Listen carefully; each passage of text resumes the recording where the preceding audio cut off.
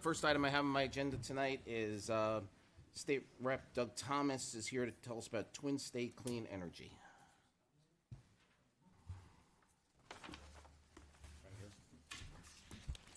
Thank you, sir. Thank you. For the record, I'm Doug Thomas, 143 Mammoth Road, and I'm here because I feel good today because I know about a year ago I was here and brought a little bit of downer news about possible rolling blackouts in the future and because of lack of energy coming into the state.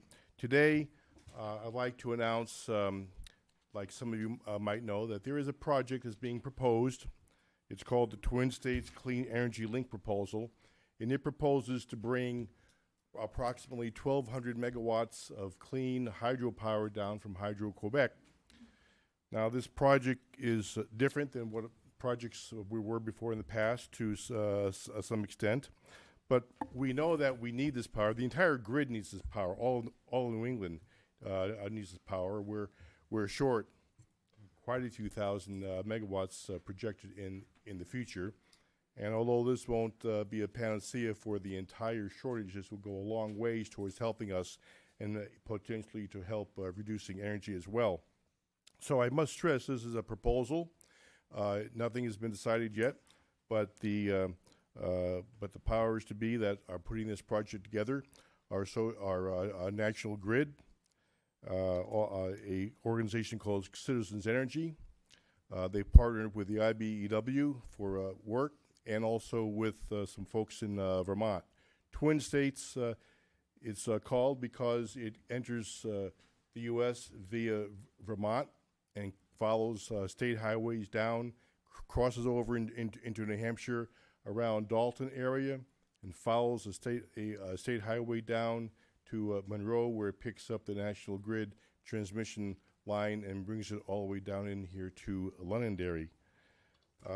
The unique thing about this project, and I won't get into too many details because I know that at the next meeting, the folks here that are proposing this are due to come here, I'm told, and they will give a complete presentation. So there'll be a lot more details there. I'm here to introduce it. But the reason what makes this project unique from the previous one is that it's going to be bi-directional. And what that means is that once the new power cables are installed, when there's times of low demand here and our renewable energy via solar or wind can be produced, it can flow back up into Canada, and therefore it can be sold into Canada. So when we need the power, it comes down this way. When we have low demand and we have excess power generation from our renewables, it'll flow upward back into Canada, hence the bi-directional. So that makes it kind of unique. I would say that there's a lot more details that would be, I'm sure people have questions, but I would leave the detailed questions to the folks when they come here in a couple of weeks to talk about their presentation. I will say this, though. This is positive news for Londonderry. You know, we are a great community here, and we thrive on good projects that come in here that help our citizens, and this is one of them. And the purpose of these folks getting to us now is they want our help in terms of support behind this project. Now, I have, there's no way that we can give support until they come here, give their presentation, and answer all those questions, because I will be looking at this project very closely to make sure that it does not interfere with anyone's property, and to make sure that whatever infringements that they do have are quickly and correctly taken care of, as the council has here before in the past. So we will be looking at this very, very closely. But this is a good deal for the town. It also stands to potentially bring in several $100,000 of tax revenue per year at a minimum. So this is good news. We like to get the people behind us. I would encourage anyone with a tuning difference to area to come here and listen to their presentation or listen to it via the TV and ask questions. And it's a long process. This is just a start of them getting this project going they'll have at least a couple years worth of permits. Then you've got the building area to go on to and everything. But I think this is a good step. It'll bring us more power into this region. It will potentially reduce some of the costs. It's something we really need. So if you have any questions, I can ask a couple. I can answer a couple now, or I'd be glad to wait for a couple of weeks when the real technical people get here. Any questions from the council? Yeah, I have two. Yeah, sure. How does it actually benefit Londonderry? Last time this hydro was gonna come through town, it was gonna not really benefit Londonderry. It was my understanding it was gonna bypass it. So one question is, how does the Londonderry residents benefit from it? Well, And number okay. two, where is that power station going? Do we know? Do they have a It's not a location power yet? station. It's what they'll be doing. I'll answer the first question. Any extra power that comes into the region benefits the entire six-state region. So all of that. So the auction price of power is very, very complicated, but in the end, the cleaner, the cheaper the power that we can get goes into the mix of how they determine their rates. Okay. So whatever, the more power we can get down here, that's clean. In this case, clean hydro, cheaper than what they can produce. That from what they can produce at power plants, then that's a benefit to everybody in the entire region, really. Now, directly Londonderry, they're going to have to replace all of the cabling on the towers. That will be, in my opinion, that will be a new improvement to cabling. That's a taxable assessment, so taxes can be assessed on that. And the project to build not a station, but a small, well, you call it a station. It's a small substation, much smaller than Scobie Pond. It's much small. And the exact size of it, I don't know. Those are details that can be asked in a couple of weeks. I do know that they're looking at some space that's wide space. That they're not planning on any major tearing down, as far as I know. But that's a good question to ask them to make sure. Okay. I want to hold their feet to the fire to make sure that what they tell us. I want to know exactly where they want to put it, where it's not going to hurt anybody like that. The rest of it is primarily just replacing old cable with a new cable. They're up north. There might be some towers that may have to be put in to replace some old ones. I'm not aware of any in Londonderry that would be affected. Again, that's another question to ask them as well. So it's a good thing for everybody to get more power here because, as you know from last year, we are short. Thank you. Anyone else? Yes. Now, you had said this is a partnership with National Grid. Majority of people here in the state get their power from Eversource. Will Eversource be buying power then from National Grid with this project? That's a good question. That's a detail that I should reserve for them when they come here in a couple of weeks. All I know about that is that they have made arrangements with Eversource because Eversource does have most of the right of way. This will all be done on existing rights of way. Some of the rights of way, I believe, belong to Eversource, and they will have an agreement with them.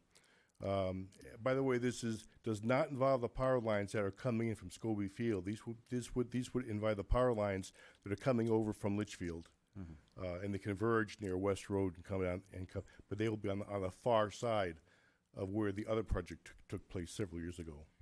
So, but that's all I know about that. All those details, that's a good question to ask them. Well, Doug, we'll be looking forward to to further information. Well, good. I This have is a one question. positive thing, and I have one question from Yeah. the audience. Yes. Sure. So Lynn Wiles, 46 Barley Hill Road, the chairman of the Utilities Committee, and looking forward to working with Mr. Thomas on this project. Just to give you a little bit more information, I did talk to Sean Downey, who is representing the project earlier this week. I think it's going to be a wonderful project for Londonderry. Just to give you a little bit more detail on what Doug was saying, so it's going to be using existing right-of-ways. The National Grid right-of-way coming from Monroe, New Hampshire down into Londonderry. They're planning on a substation. It's near the Westfield soccer roads. There's an intersection there of with the Eversource grid as well, and that's where they're planning on the substation. I did invite Mr. Downey to one of the utility committee's meetings, and he's planning on coming probably in the July timeframe. We're kind of booked up for June right now, but I think it's an interesting project. I think it's great for New Hampshire as well as the region. So we're working on it, and I just want the council to know that. That's one of the first things we're doing as part of the new committee. Thank you. Thank you. Perfect, thank you. If I might add, thank you. We need that support. I was not aware of Mr. Downey. My contact point is Caitlin Monroe. I've been dealing with her this entire time. So between the two of us, I'm sure we're going to have plenty of information, and I'm sure there'll be plenty of questions when they give their presentation. Thank you, Representative Thomas, appreciate it. Anyone else for public comment? Hi, sir, name and address, please. My name is, pardon me, my name is Peter Kimpton, 89 Fieldstone Drive. Hi, sir. Hi there, good evening. I find myself startled to be in agreement with Representative Thomas on something. And that was his statement, the cleaner, the cheaper the power, the more it benefits residents. Absolutely. I completely agree. I should point out that Vermont enjoys approximately 30% lower residential electricity rates than New Hampshire does, and they are at 99% renewable energy for residential electricity. It's also true that bad air quality causes sickness. People are harmed by dirty power. However, 4 days ago, Representative Thomas was saying solar and wind may be popular now, but I believe they will prove to be too costly and unreliable in the near future. His social media pages also feature debunked memes about fake news on clean energy and climate change. So when I hear Representative Thomas say that he's going to be looking very closely at the project, that's a point of concern for me. I urge the council to practice healthy scrutiny and skepticism as you consider what is in the best interest of the residents of Londonderry. While Representative Thomas has been a part of the House Committee on Science, Technology, and Energy, we have seen New Hampshire reach a dubious distinction. We are one of the most expensive places in the continental United States for residential electricity.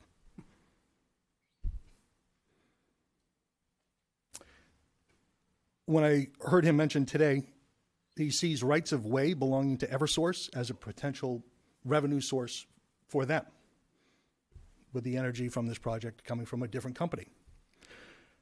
I think I need to point out what's available on the Secretary of State's website, and that is that Representative Thomas has received campaign donations from Eversource.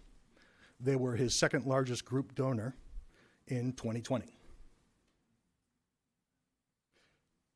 So I, again, would urge the council. This seems like a good project. It's certainly much more appealing than some of the previous projects that have been advocated. I urge you to be very cautious in your approach, as well as the feedback that you receive. Thank you. Thank you, sir.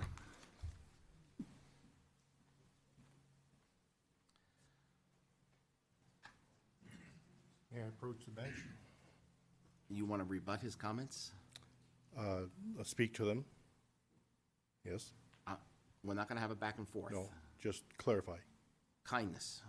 Yes. Yes, I appreciate the comments by my one and only troll on my social media site.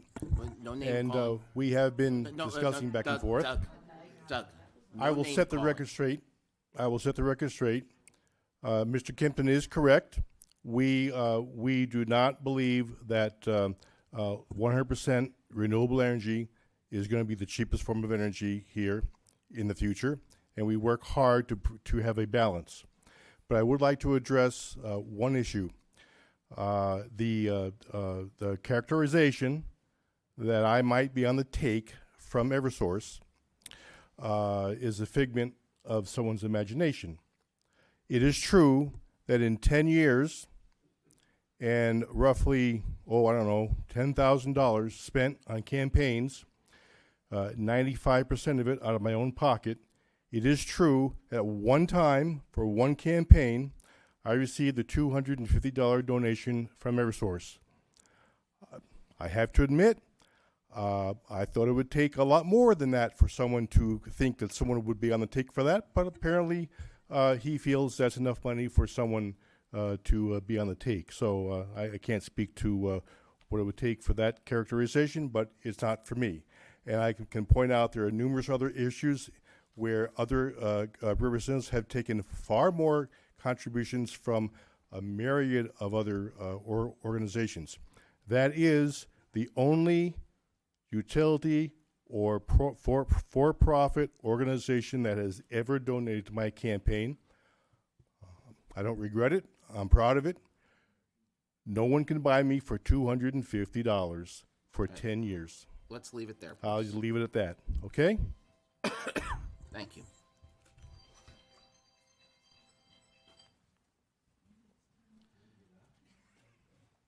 Anyone else for public comment?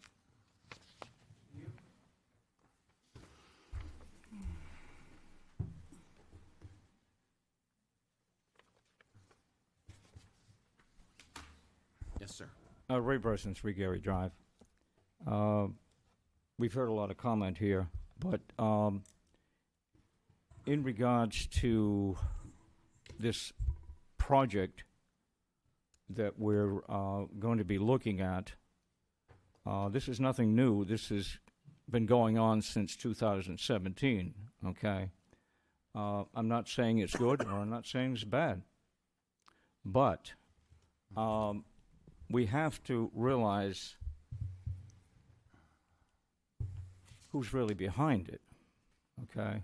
Now, we may think it's National Grid and we may think it's Eversource, but it's a little bigger than that.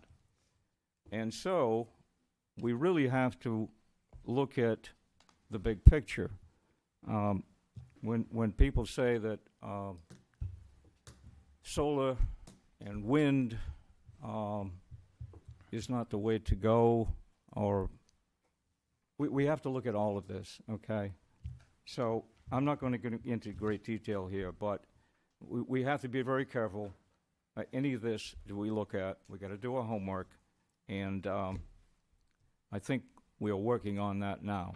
So I think it's a great idea that they're coming in and they're going to be presenting. That's great. We got to listen to what they have to say. We may even have some that want to think about Northern Pass again, too. Maybe we'll look at that, too. We have to look at all of this. And keep in mind that a lot of it is passing through here right now. A lot of that is going to pass through here right now to be put on the grid. And it's going to be a potential benefit to Londonderry, possibly. But we have to look at it carefully. Thank you for allowing me to speak. Thank you. Anyone else for public comment? Yes?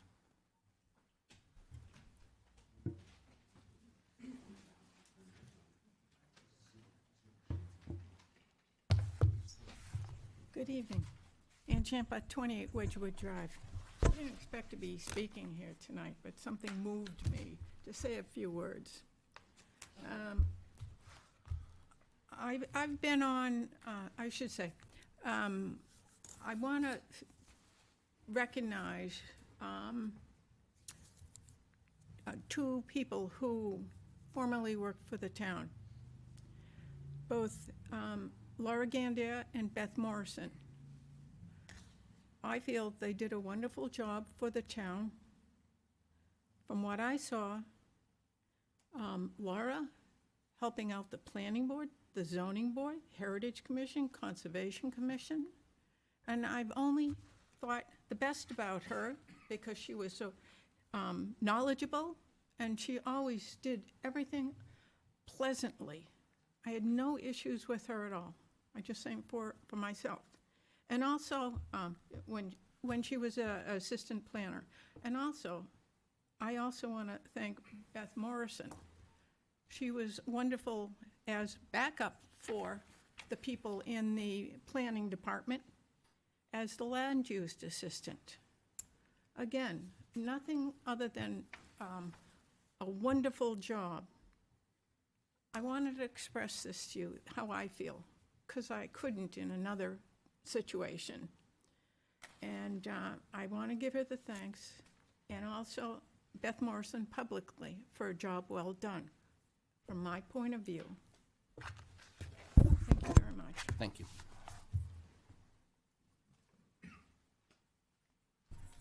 All right, seeing no further public comment, public comment is closed. Just to correct a couple of quick things here from public comment. The Woodmont Development Agreement was filed over 10 years ago. It's filed with a deed. If you want to know what it says, it's many pages and took many, many people to develop it. Please feel free to go and read it. With regards to things happening miraculously, the only thing that happens miraculously is in the Bible, right? Miraculous things don't happen. Things happen through hard work and through process and following all the rules and all the laws and all the legal channels we're supposed to follow. So things don't just happen miraculously. They happen through a process. So if you're going to come in and you're going to make statements about things, go read the development agreement. Go read the process. It's a 600-acre project, which is over $1 billion. There's much more to it. There's simply coming in and making a statement and having a conversation with somebody. That's enough on that. And Mr. Chairman, if I can just... Public comment is closed. I responded to what you said. Public comment is closed. I asked. Public comment is closed. I asked questions. Public comment is closed. Public comment is closed. Please sit down. I'd like to stand.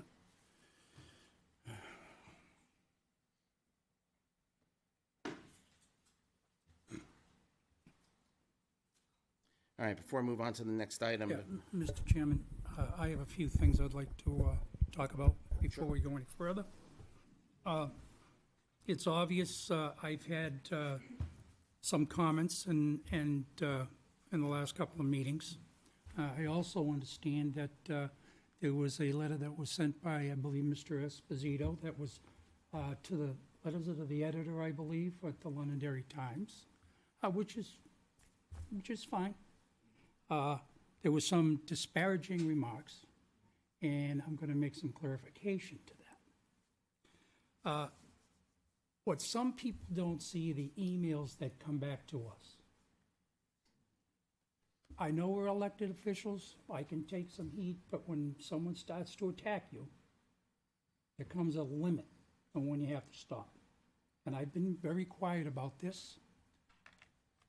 And I want to read you so people's eyes open up to what we're experiencing, or I'm experiencing. I won't talk about anyone else.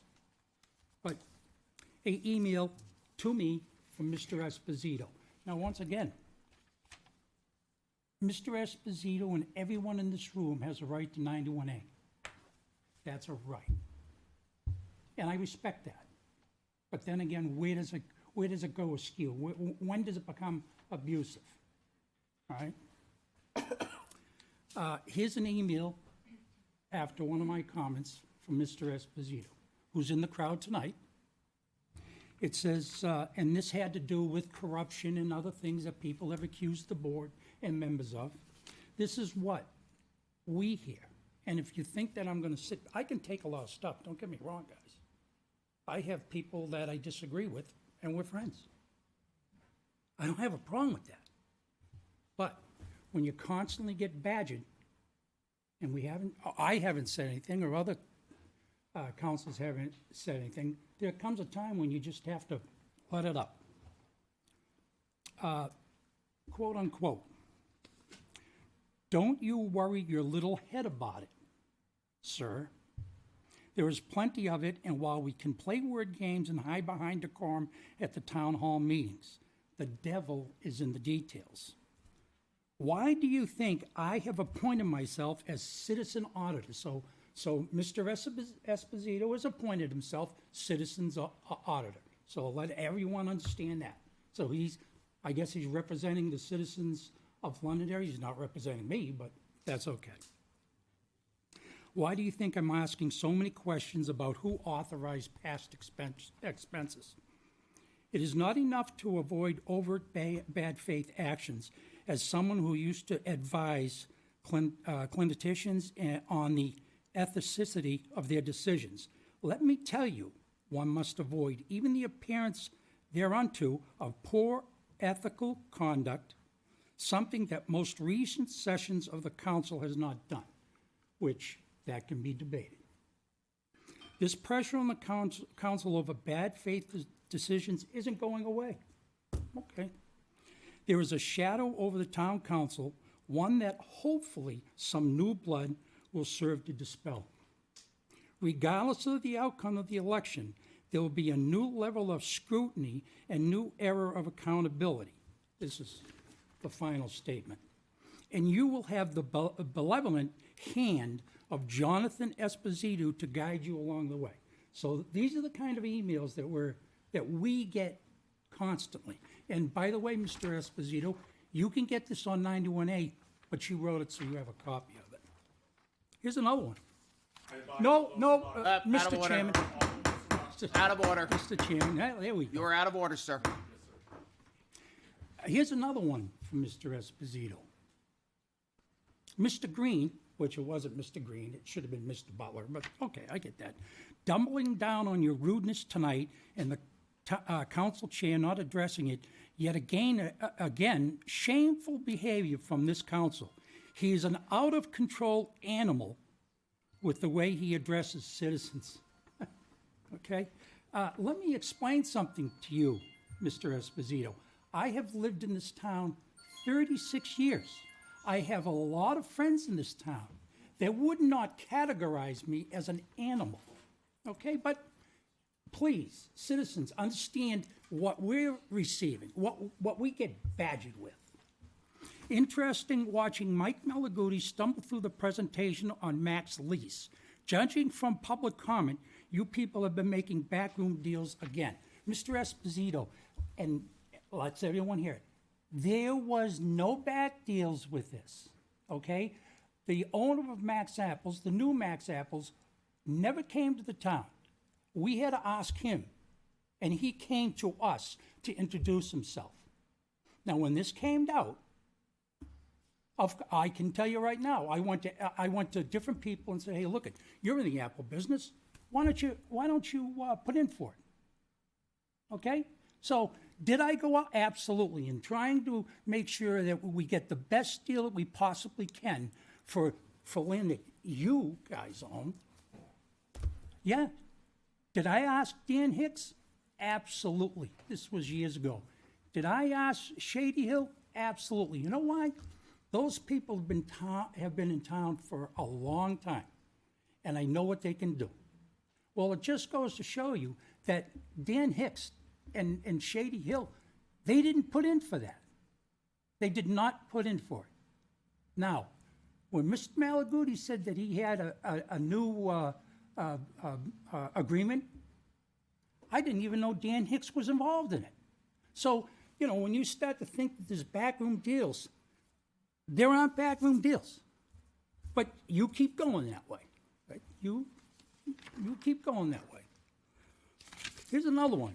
This was addressed to Councilor, Chairman of the Council. Every councilor, including the town manager, is paying attention to his fee presentation for the fire department, except Chairman Farrell, who's kicked back in his chair on his cell phone for minutes at a time.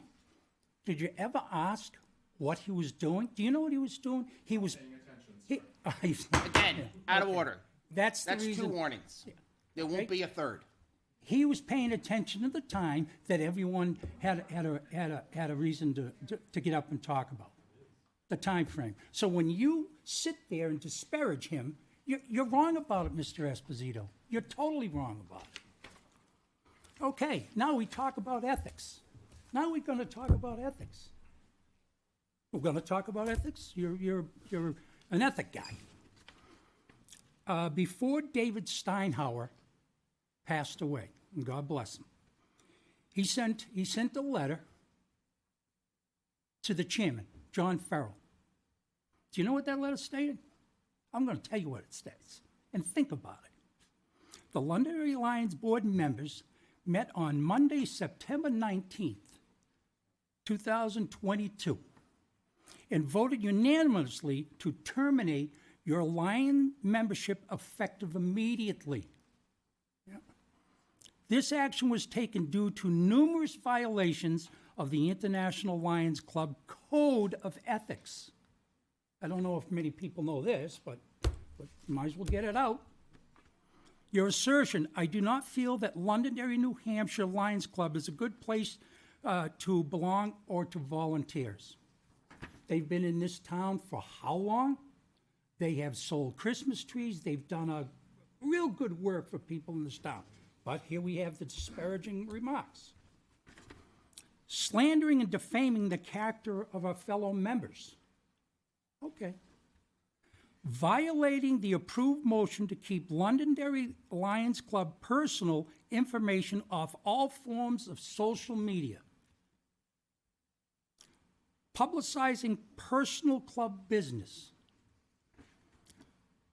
Not uniting members, instead creating division and dissension among club members. The board exercised its authority to take this action as prescribed in the club bylaws. Forfeiture of membership. You are not to attend any Lions meetings. Attaches your check in the amount of $53 for a refund of annual dues.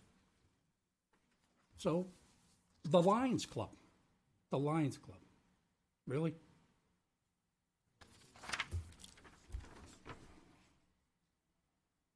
Now, for the people that think I'm a vicious animal, which of course was supported by the editor of the Londonderry Times, because they put yeah, I know you do. Again, Okay, here we go. There are some people that said, geez, Jim, you're doing a good job. So let me read you something on the good side, okay? Mr. Butler, thank you for standing up to that group of miserable rabble-rouser that show up at almost every meeting to complain about trivial matters. I watch most meetings and I find them ridiculous and childish. Thank you for not apologizing when no apologies is due. Keep up the good work. I will vote for you again. So, Mr. Esposito, you're not the only guy in town, and whatever your group is. And by the way, are you the chairman of the Londonderry Republican Party? Point of order. this is not No public point comment. about it. Well, no, I already know. I already know the answer. You are. Please, no And I questions will to the audience. publicly tell Yeah, people please, no he questions does to the not audience. represent me, and I'm a No Republican. questions to the audience. Okay? All right.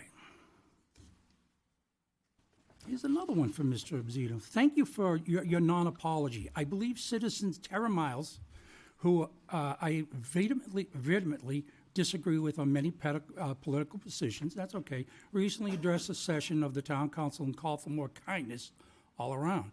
I can see that request fell on deaf ears. It goes both ways, Mr. Esposito. It goes both ways, okay?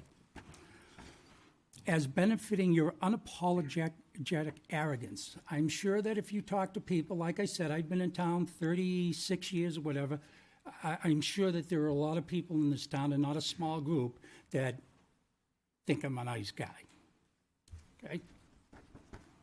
I can't wait to receive my 91A with emails that you sent to your private distribution list. This, I guess, has something to do with Chairman Farrell. With the intent to bully me as a citizen and falsely malign the Londonderry Republican Committee. I will look forward to putting up his sick and tired of hearing from citizens signs next to all your signs next election, should you choose to run. I will personally pay for them out of my pocket. Well, I hope that's classy. That's a good way of handling things. Now, the group. I mentioned a small group. Well, I know a few of them. I have an email from Jonathan Esposito dated March 9th, March 9th, Deb Paul was still a town council. What's that, and this was to Deb Paul, who owns the newspaper, and she was town council, Glenn Douglas, who's here tonight, Christine Hughes, which I have now realized that Christine Hughes is Christine Perez, so people know. So those are the three people that are on this list. What's that song from the Whispering back in the day? Question mark. And the beat goes on. Ba da bum bum bum. I will let you know how fruitful my just asking is as soon as I get a response. No. Now, we've had a riff. Deb Paul, she was a town councilor. I have letters here, if anyone wants to read them, from a reporter that she hired. You should read it. Okay? So when I get a little aggravated, I think I have every right to. I will sit down and talk to anyone in this room. But to malign, to sit there and you're an agitator, and to sit there and disparage me is absolutely wrong. And now, if you continue to do it, which is your right, I will continue to let people, the town of Londonderry, not a small group, know what's going on.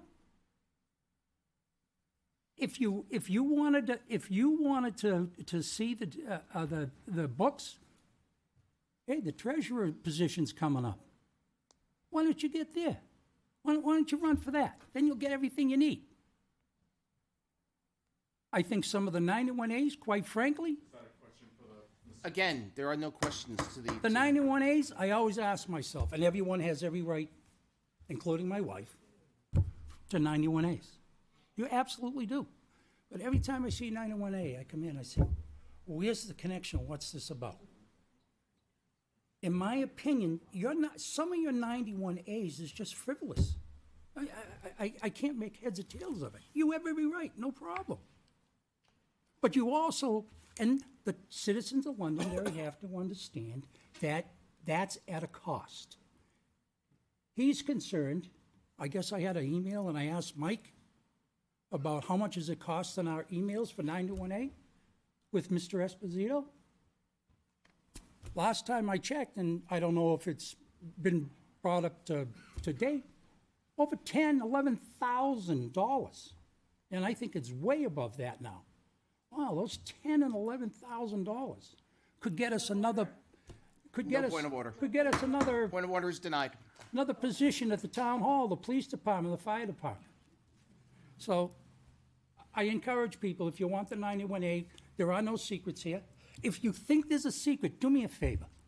Why don't you write the Attorney General's office and the FBI and tell them we have a problem here and let them come in? Why don't you do that, Mr.? You don't have the guts to do it, because you know why? Jim. Okay, all right. All right, Ron, believe me, you're new. So anyway, okay, you want me? Every oh, counselor has- Hey, you have I'll the tell same you right. what. Give You him want me his to time. apologize for that statement? I will apologize. How's that? Not bad, huh? So anyway, Mr. Chairman, I've said what I needed to say. And unfortunately, the people of Londonderry need to know the other side. And if this is what I have to do, that's what I will do before we start business. Thank you, sir. Okay, so I'm gonna move on to new business. Okay? All right. New business, State of Londonderry DPW presentation, Dave Wally, Public Works Director. Why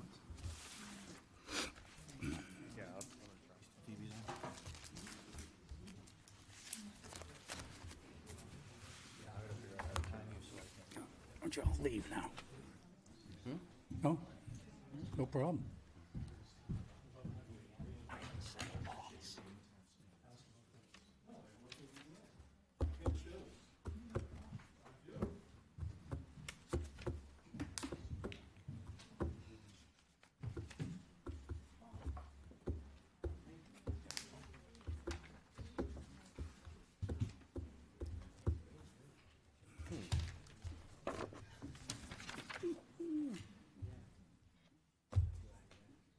It's all yours, Dave. Yeah, I'm just You all right, Dave? in the technology to catch up here. And just hit, there we go. Okay.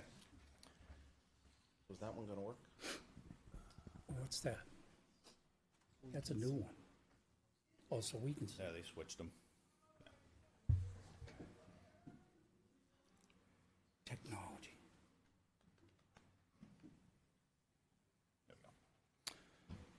All right, good evening. Thank you, Mr. Town Manager, Mr. Chair, members of the board, Mrs. Assistant Town Manager. My name is Dave Wally. I am your Director of Public Works and Municipal Facilities for almost 2 years now. Also, it's important to point out that I've been a resident for almost 24 years now and have 26 years of experience with Public Works, my previous employment. And so, after being here, like I said, almost 2 years, I think it's important to come before the board and kind of give you a snapshot as to where we are in time right now with our infrastructure within the department, our assets, what our employees deal with, the level of service that we're able to provide, and basically try to perhaps, I know there's been a lot of questions asked over the years and living in town of me, and certainly now working with the town, I've heard lots of questions, and I've been doing a lot of listening to a wide faction of people within the community and other departments and municipal leaders. Certain questions like, why don't we plow the sidewalks in town? Why don't we have a full-time chief mechanic? Why don't we sweep the streets? Why don't we have the drop-off center open year-round? Why don't we? Why does it take so long to plow our streets in town? So what I'm hoping to do tonight is just kind of give you a glimpse inside of some Just of the things. stop for a second. Sure. That's all very interesting. The Public Works Department in this town does a fantastic job. Yeah. We have no potholes. The streets get plowed efficiently. I mean, let's take credit where credit is due. You and your team do a great job. Thank Right, with limited resources. So thank you. I agree, and thank you for pausing me on that. I like that. I'm not here to say we're in dire straits and we got all kinds of crises. I love We're that. not in crisis You mode. guys are out there working your We're- tails we're- off all while we're inside being nice and sitting by the fire. And we thank do, you. and we do, and probably my own, personal issue is that, I'm always critiquing things and I want to do better and more efficient and And that's respond great. better. And Respond it better to the shows public. every day. So hopefully by the end of this presentation, I'll shed a little bit of light into some of those concerns and issues, if you will. And to your point, the staff, there's 14 of us down here, and they work tremendously hard to get things accomplished in the best means possible. So just some things that we already all know. The town of Londonderry has been heavily invested in modernizing their facilities in the past 20-plus years. That's kudos to everybody in the room, right, wrong, or indifferent, that we all have our opinions and whatnot. The town of Londonderry has some phenomenal facilities. We have a brand new, I say brand new, but in my mind, anything less than 20 years is pretty impressive. So it's been quite a run for the town of Londonderry. New North Side Fire Station, a rebuilt, remodeled, if you will, enhanced, new, centralized, very modern facility, impressive facility. The South Fire Station was built some time ago. I remember what it was like when it was over by the common man there, or whatever. A new town hall as we stand in here today. Certainly a modern police station, another very impressive facility. And the Leach Library with the additions, the renovations, and also to mention the senior center had a very nice upgrade to that location as well. So, it begs the question for me, what's with Public Works? Were we overlooked? Were there other things that we just couldn't meet that challenge that we had to turn our focuses to as well, and whatnot? And I'm not saying that in any way that anything was done wrong, but perhaps now is the time that to possibly talk about this. So the main area of concerns that we're going to have, I'll address, is some of the site conditions that we have down there, the way that we store materials that we work with day in and day out and year round. Certainly our storage equipment is getting extremely expensive, and I have concerns about the way that we store it. I mean, when we're purchasing trucks now that are in excess of $200,000 each, I think that we need to start to find ways to prolong how long we have that in our operation, as opposed to just, putting it on a 10-year cycle and getting another one. And those 10-year cycles are hard cycles for these trucks, and I'd like to see us to try and preserve them a little bit longer. We have some definitive facility inadequacies down there that you'll be seeing here a little later on that create operational efficiencies. And like, the chairman stated so eloquently, that, the employee safety and the work conditions for our staff is of concern in a way that, we want to make sure that, again, we're being efficient, we're doing things safe and in a good manner. So kind of pull back the curtains here on some of this stuff. And, yeah, get a little creative. I know. My wife might differ with you on that. I'm sure she's watching at home, and I'll get a full critique of this when I get home. Love you, hon. All right, so site conditions. I'd say approximately 25% of our site at 120 High Range Road is paved. But what that does is, and with the heavy equipment that we use in and around our property and coming and going and whatnot, and lack of drainage and what have you on the property, we have muddy parking areas. This is an area right outside the building, the employee building, where we park, and it's very self-explanatory. We get rain, we get snow, we get ice. It creates problems all around the property. Our materials are extremely important to us when we need them.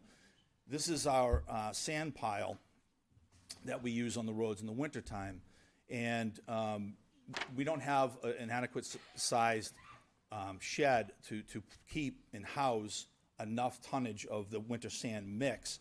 So, and you'll see a little later on some of the problems that causes. In fact, on this very day that I took this shot, we had just smoothed that area out to where we drive into the back to get some of the sand, and the animal control officer had come down to grab a bucket of sand for a little situation he had going on, and he sunk right out of sight in there, so we had to pull him out of there. But at any rate, so, it's difficult on the employees, it's difficult on the equipment, and trying to keep it clean and get all that mess and whatnot off the equipment as well. You can see we're constantly backblading and trying to smooth things out to either let them freeze or dry out, and then when they dry out, like in this time of year, now it becomes a dust bowl down there. Another challenge. So, more on the site conditions. Is ice. That's a major concern, especially our employee parking area. You can see their foot tracks in the snow and the ice and whatnot. After working long shifts, you get nervous watching the employees walk out there tired. They're trying to go to their cars, and they certainly don't look like the parking lots of the roads that we plow and do such a good job on. But it's tough to plow some of the parking areas that are just dirt or mud or gravel. Creates, issues and concern walking around the property. Again, you can see some of the efforts of some of the backblading that we try to. You can see some of the hot top is broken up in the corner there as well, if you want to call it that. And we have to create these swales in and around our property to get the water to try to run out of there best we can. So when employees got to go and maybe go get another spare plow, and bear in mind that all these pictures are, most of these pictures are taken in, good controlled environments. This is not at nighttime when the employees have to go out there. It's pouring rain, mixture of snow and whatnot. It's dark on the property, and they got to kind of watch their step as they go. So we have slow runoffs for the water. This is another parking area on the side of the building. Might be a little bit difficult to see, but I'll point it out there. A lot of the water slowly runs off into that corner where we park, and then it freezes and creates ice around the employees' cars and whatnot, and they got to step on that to get into their vehicles. So we do have a lot of ponding water around the property. Right dead center of our yard, we have this kind of makeshift retention pond, if you will. So you've been hiding the town swimming pool? Yeah, there you go. Put a water. Well, you can see we got a ducky up there, and we got some other little things to try to dress it up a little. That was good. But Ted. we haven't. You're welcome. We haven't put a fountain in the middle yet, so it's not quite that fancy. How deep is that? It's about 6 feet, maybe at best. Maybe if we put a fountain in the middle, people would throw coins in, and then we There you could pay go. for There you go. We got our funding source right there. But at any rate, So the water gets there in a variety of ways. When we wash our vehicles inside that building, that we'll discuss a little bit further down the line, we actually, the building's floor was contoured because the water is not allowed to go into a basin without an oil separator and whatnot outside the building. So they took out the drainage inside the building and just let it sheet flow out of the building and then across the parking lot into that pond, which then creates ice where the guy's got to walk in and out of that door or into the side door. It then, when it gets too full, it exits that point and runs down along the side of the property down to the back where a lot of the mechanics and some of the other equipment's stored. So you can see my concerns about that. Moving on to material storage. We have an undersized sand salt mix shed, as I discussed earlier, and that's there in the upper left-hand corner. It's a shed that was built in 1981. Best I could find out was estimated about $8,000. So I think we've gotten our lifespan, our penny's worth out of that building. It stores about 250 tons of salt sand mix, and we use about 2,500 tons. So in a little while, you'll see the process we do to make that mix of sand and salt. And when you're doing that on the fly, in your operation, and you're trying to go through that mud path to get back, and the material's all under snow and all the rain and everything, precipitation from all winter, and you're trying to blend that and then put it in a truck.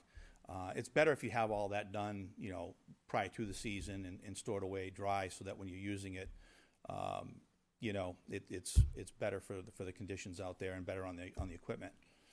The building in the back you see was then their, I guess you'd call their first salt building, if you will, built in '86 for about $50,000, and it has a 1,200 ton capacity.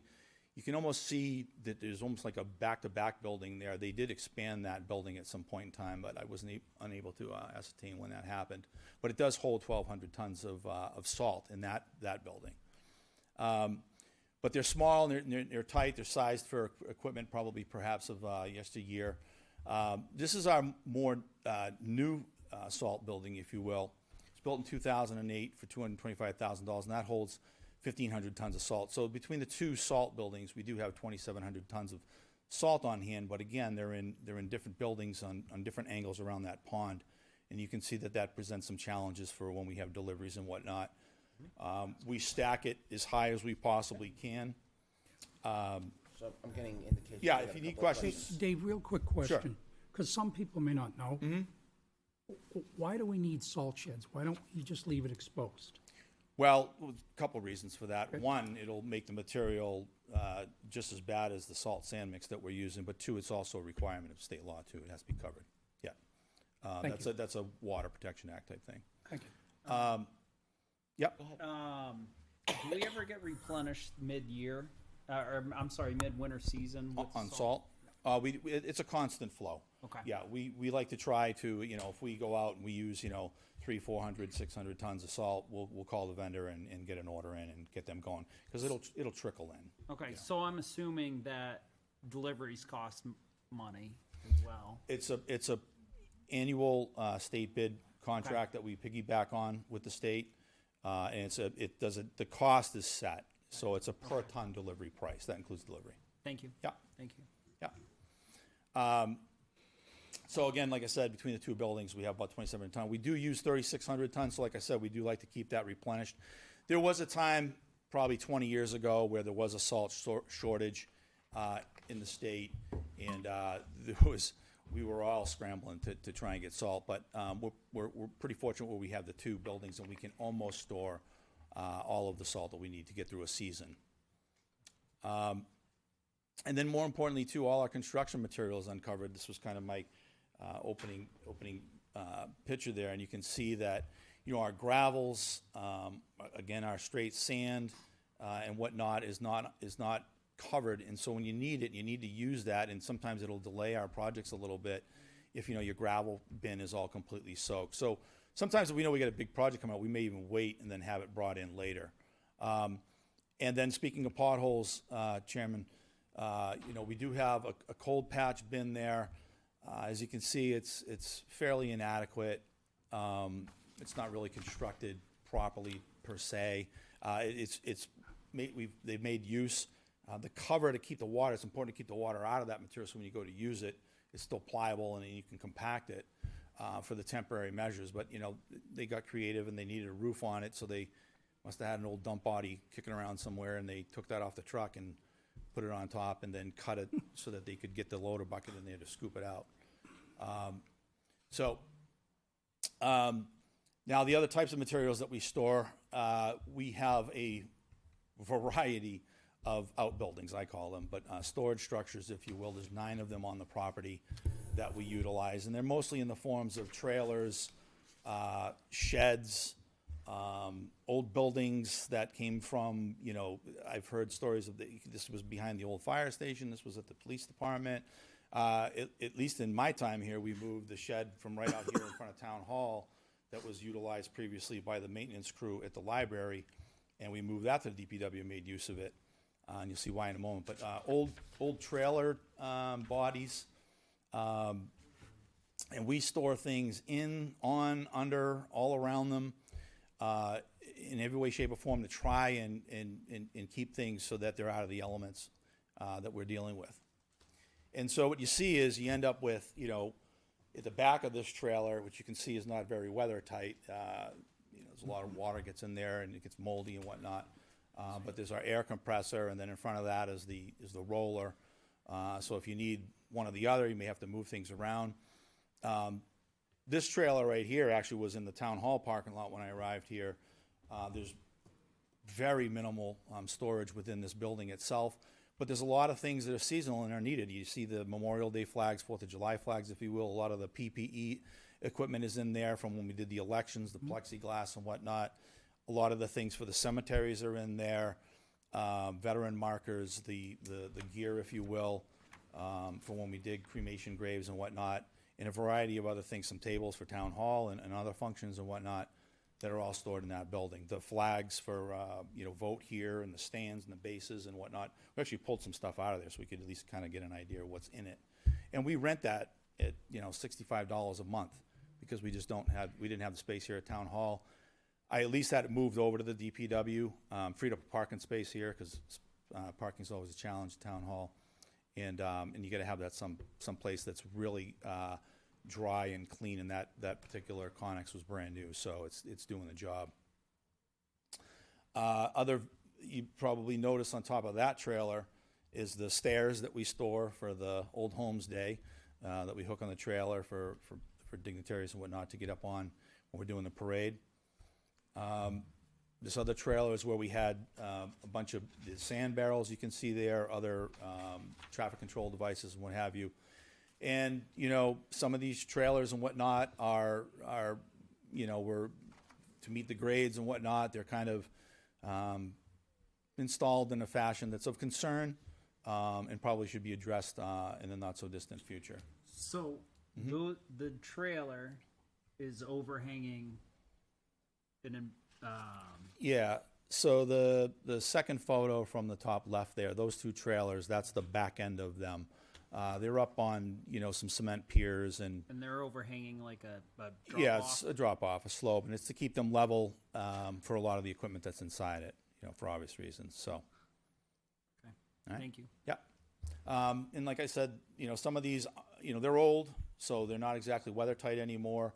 They're not ventilated very well. Somewhat unstable.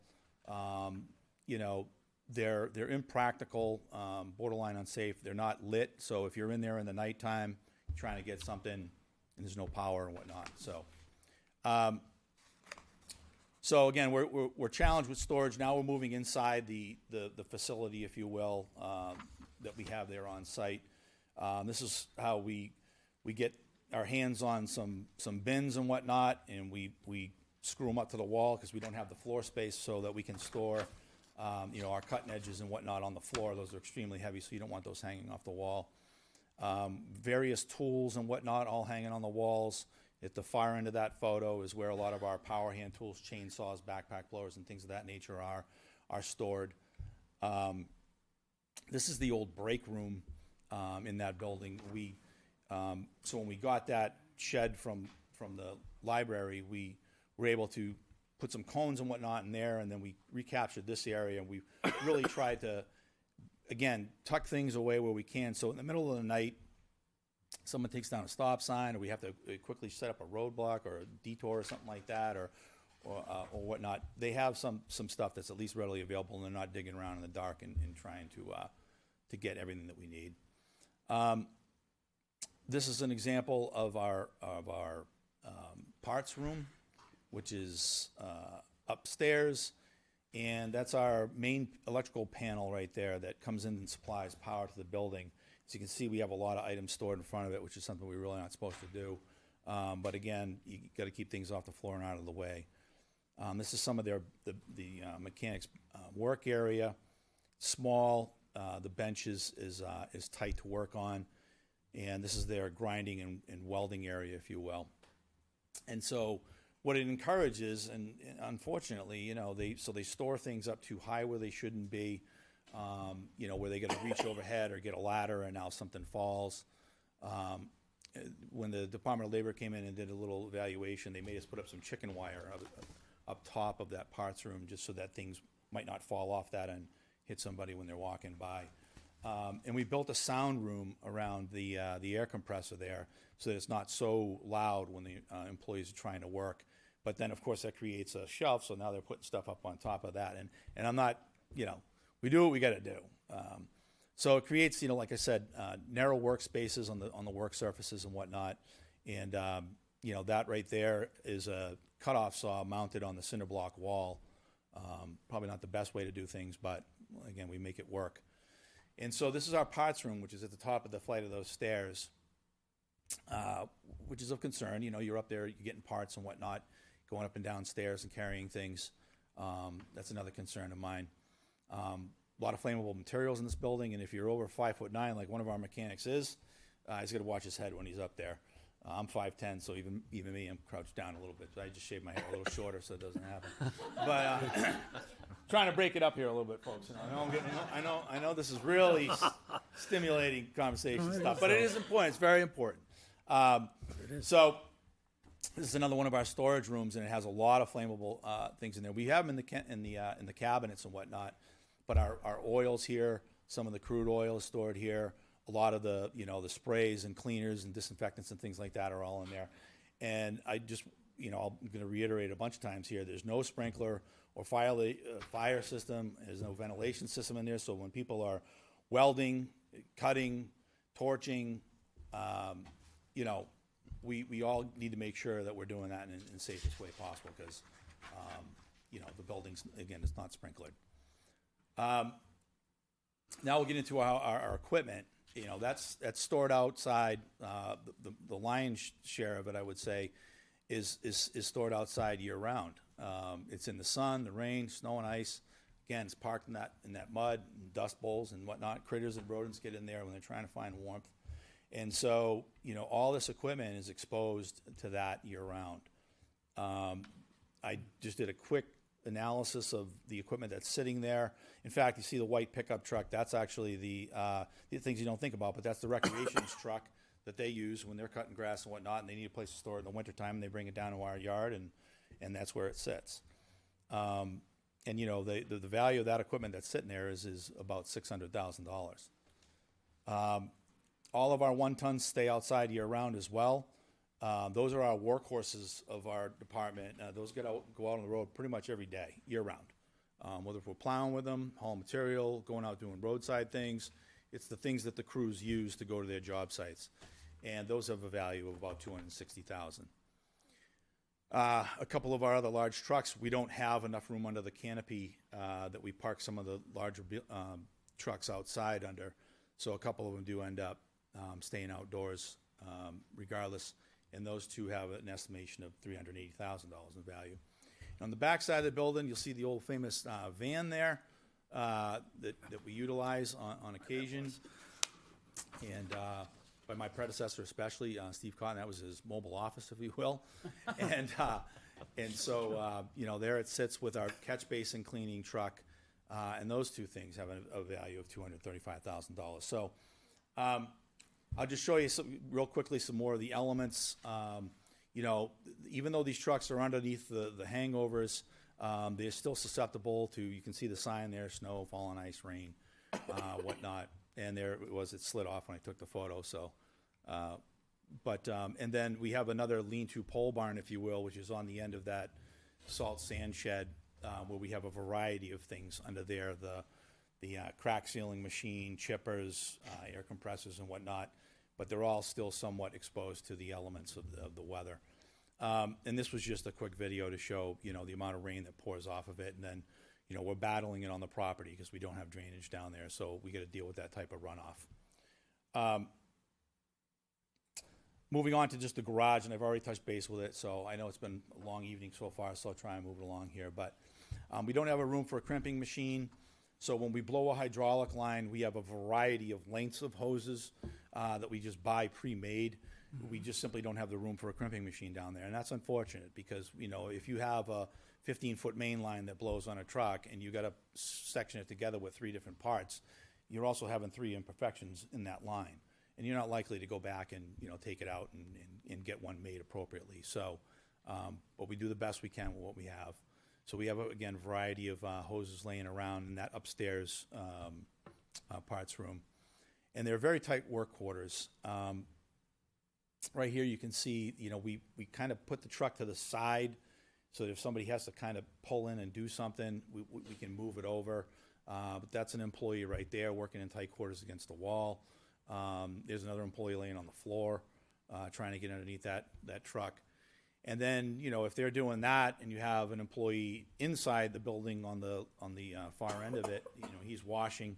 There's a lot of water flying around and aggressive elements. And that's an employee that's actually climbed up on the frame, again, trying to get at everything that's underneath that truck, but not being able to do it necessarily in the best way possible. It's safe there. We have a brace, so we're not violating any OSHA rules. But he could still slip and he could still hurt himself.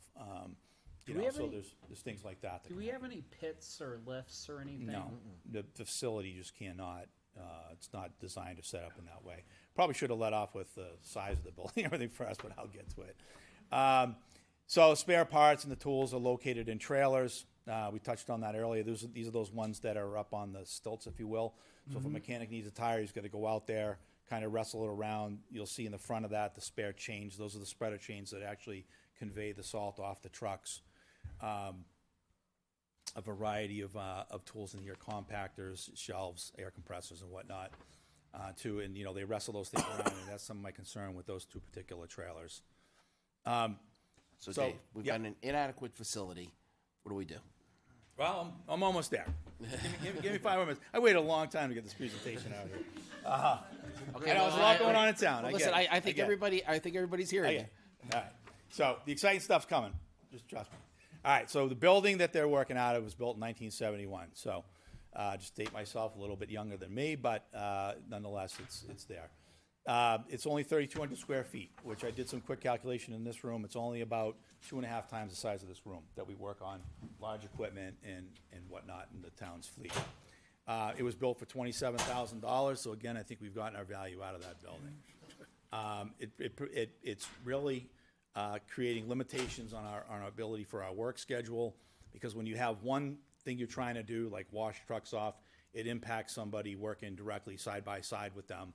If they're, this is a great illustration, you know, the mechanics in that photo are trying to work on the truck, and you got the gentleman behind them, you know, blasting salt off the truck and water's flying everywhere. And it really makes for a pretty difficult work environment in such a small, tight quarters. In fact, that top right corner photo, you'll see the garage door there doesn't allow us for that truck to go through that door. It's too small. So when that mechanic is done working on that truck, if the gentleman is still washing that truck behind him, he's got to stop, break it down, pull that truck out so the mechanic can get that truck out, bring in another truck, and then he can go back to resume into washing. So it just slows things down. It really closes down the garage. It's sometimes to just singular tasks. For example, when we're trying to rehab a loader and we're going to do some painting and welding fabrication, they got to take over the whole garage because the ventilation's poor. And when you're trying to paint something, you can't have guys opening the doors and dust blowing up and whatnot. It's just not good for when you're trying to prepare something for painting. I will note, the excellent job of the rehab on the loader. The To loader. the point that Yeah. the fire chief, who's very particular about gear, thought that it was a brand new loader when you guys were done with the quality of work. That They you do. The guys do a phenomenal job. And for me, you know, that's one of the things that, like, geez, you know, if we had this, you know, how much more could we do? What higher level of a service we could provide to the taxpayers of Londonderry? And again, the welding area, I won't harp on that. So it creates some operational inefficiencies, and I'll kind of go through these quickly. You've already seen some of this stuff, and I've talked about it. You know, we sometimes we do some of the grinding and whatnot outside, and he's doing some blasting of the paint there. You certainly don't want to do that inside the facility. But so this is some of the problems we have when we're trying to load. So you're wondering, you're like, where are they? They're not out here plowing. Why haven't they put sand down on the street yet and whatnot? And well, they're mixing up, you know, some salt and sand mix because we're out, and they're loading it onto the trucks. And, you know, because of the moisture content that's now in the sand and what have you, it clumps up a lot on the screens. So as they're loading it, what you'll see now is he's actually putting the dump body up to try to get some of it to slide through the screens and whatnot. And you'll see some of it actually slides off the truck and what have you. And then that creates issues because now the next truck's driving up over that pile. He's trying to get loaded. But it just slows down the process of getting the trucks back out there onto the street and getting things wrapped up and what have you. This was a good moment towards the end of one of the storms where we had snow and sleet. You can kind of see it there coming down in that event. And we really wanted to get that sand and that material out on the road as quickly as possible. But, you know, due to the inefficiencies of the material and the storage of that material, this is sometimes what ends up happening. And so, you know, you just end up with an inferior product. And also, you know, it clumps on the screens and the belts. And then that also wears on the equipment. It makes the hydraulics work harder as it's trying to pull it off. It sometimes will jam up the chain and what have you. And then you can see the rest of the trucks there. And again, sometimes when we try and watch, if we get around freezing or maybe a little bit higher, it's not pleasant, but sometimes, you know, we've got to get this equipment clean. And so it puts them outside in the weather, and you can see our good employee here, he's out there in the cold and whatnot, and he's spraying that water, and he's standing on that frame. And if that starts to freeze on that frame and he slips, you know, we can't, you know, you never want to lose an employee no matter what, but we're just such a small staff that it really has a giant impact when you lose even an employee for a little while. Now, it's not all, you know, this is just stuff of concern, but, you know, our building that we have there, it was built in 2015 for the employees. It was appropriately sized, I think, for where the department is then and now. As far as, you know, for a break room and whatnot, it was built for the cost of about $180,000. But the locker room it probably should have been a little bit bigger for the amount of gear that these guys have. So it creates a little bit of limited workspace. They're still utilizing the old lockers in the old building for the additional gear that they have. And even the mechanics put their stuff in that flammable room as well, because we just don't have enough room in that building for all the other additional lockers. And so I touched on this earlier. You got to move equipment to get it equipment. This is one of our sheds, so if the guy's going to go out and use that lawnmower, he's going to move the paint machine and vice versa. We have to move supplies to get it supplies. This is another shed. I don't know where this one came from. It's been there a while. But, you know, we have, you know, ice melt in the front and some speedy dry, but in the back is some of the mortar and stuff that you need to go on basin jobs. So you're constantly moving things around in order to get it, you know, that's time and effort. And again, you can see my footprints there in the snow when I took that photo. So, you know, they're also having to, you know, just reiterate that about moving around the property. And we have limited backup power to the garage. We have a generator for the employee building that I touched on, but the garage itself is not fully powered. So, and that's probably the most important thing, because we really, when we have to work on equipment in the middle of a snow event, you know, that's usually when we're losing power, because, you know, trees are down and wires are down, and so that creates some challenges as well. And I just want to praise the board because, you know, you've all been great at recognizing the fact that we are first responders. We're out there when the elements are at their worst, and people's lives are being impacted in ways that are sometimes unimaginable. But everything that we do is in response to you. So, you know, we're not just waiting for these calls to come in. You know, we do provide a very high level of service with what we have to work with. And we know that our charge is to make sure that, you know, the firefighters and the medics and the police officers and whatnot, when they got to get to a home, you know, the gentleman here had a very nice story that he shared with us earlier about Musquatch. Now, you know, let's pretend that that's in the wintertime. You know, this last storm we had was the one that I was concerned with the most when I got here, that how vulnerable we are when we finally get back into some real, you know, really tough storms in New England. That 16-inch storm in early March there was a brute, and it took 2 of our trucks out, and so that created some challenges. And around the property, that trailer there is actually where we store our signs, and you can see we have, you know, some stairs that go up to it, no railing, they're very unlevel. So I'm constantly worrying about guys slip tripping and falling. I'm worried about guys, you know, falling down those stairs, taking parts down to work on a truck, you know, or banging their head.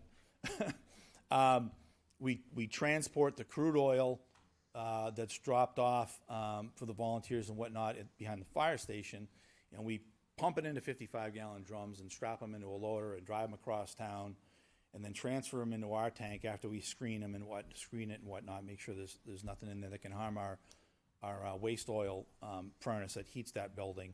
And that's kind of an inefficient, and there's other concerns that I have there with that, the way we transport it. But, you know, this is our above-ground diesel fuel tank. There's also another one behind Central Fire, for those of you that don't know. That's a diesel and gas, but they're both above ground. You know, you got to climb ladders to get up on them, and when there's ice and snow, that's a concern. And here's where we fuel up. So, again, there's that set of stairs, our fueling, and whatnot. Nothing's undercover, and have you. And then, again, back to the parking lot. So at the end of the day, the guys go home, and that's what they got to kind of traverse across to get to their personal vehicles after a 36-hour shift, a 48-hour shift. So, Chairman says, okay, so we know it's tough. It's not perfect down there. Where are we going? Well, that's what I'm doing here tonight. I think that it's time to kind of talk about some of this stuff. I've shed some light on it. It's out there. And now maybe perhaps people can start to understand some of the challenges we have on why some of the services that have been asked about, why we can't bring that to the town of Londonderry, at least in our current state. But what I've been doing patiently for 2 years, too, is also listening to a great deal of other people within the town, too, and other challenges that the town has, like storage and whatnot. So really what I think needs to happen is we need to do, you know, perhaps a spatial needs analysis, do some sort of efficiency audit on how we do things and whatnot to determine what would be an appropriately sized facility. Examine the current location that we're at versus an alternate location. Just calm down. You know, we've been there a long time. I've got some ideas on where we could relocate. I know they're going to be controversial, but location, right? And so, you know, we certainly could do what we need to do there on that site and stay there. But if we're interested in solving some of the other challenges that Londonderry is facing, and incorporate that into this project, then I think perhaps maybe that's something worth discussing. All right. So just for clarification Sure. purposes, certainly going to have this discussion here, but so people know, this all has to run through the CIP committee first. 100%. 100%. This is step one of many, if you will. I didn't think it would be appropriate to just, you know, jump right into the CIP process with at least, you know, enlightening people to why we're entering the CIP process. And that's kind of what this is. Okay. Just information. This is just ideas. I got a lot of them banging around in my head. Some are good, some are horrible, and whatnot. So we're going to work our way through it.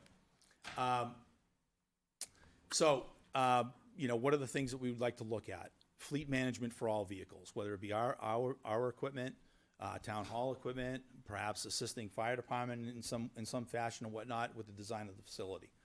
a fuel farm that is for all departments, schools, whatnot, all in one location of space that could free up potential space behind the central fire station. For those of you that don't know, the fire department actually does a lot of training down at our yard because they just don't have the room on their own properties to do what they do. So they'll come down and bring a wrecked vehicle or whatnot, and so that creates some operational efficiencies for them and challenges for them because even though they're training, they get a call, they got to go, so they got to bring more people over across town to do that training than perhaps maybe just doing it right in their own backyard. At least that's my crude understanding from talking with the fire chief and some of his command staff. Relocate that waste oil drop-off. That would free up space at Central Fire Station. And it would also allow us to just have it there right on site for us to use and not have to transport it across the roadway. Free up some office space potentially, some storage space at Town Hall,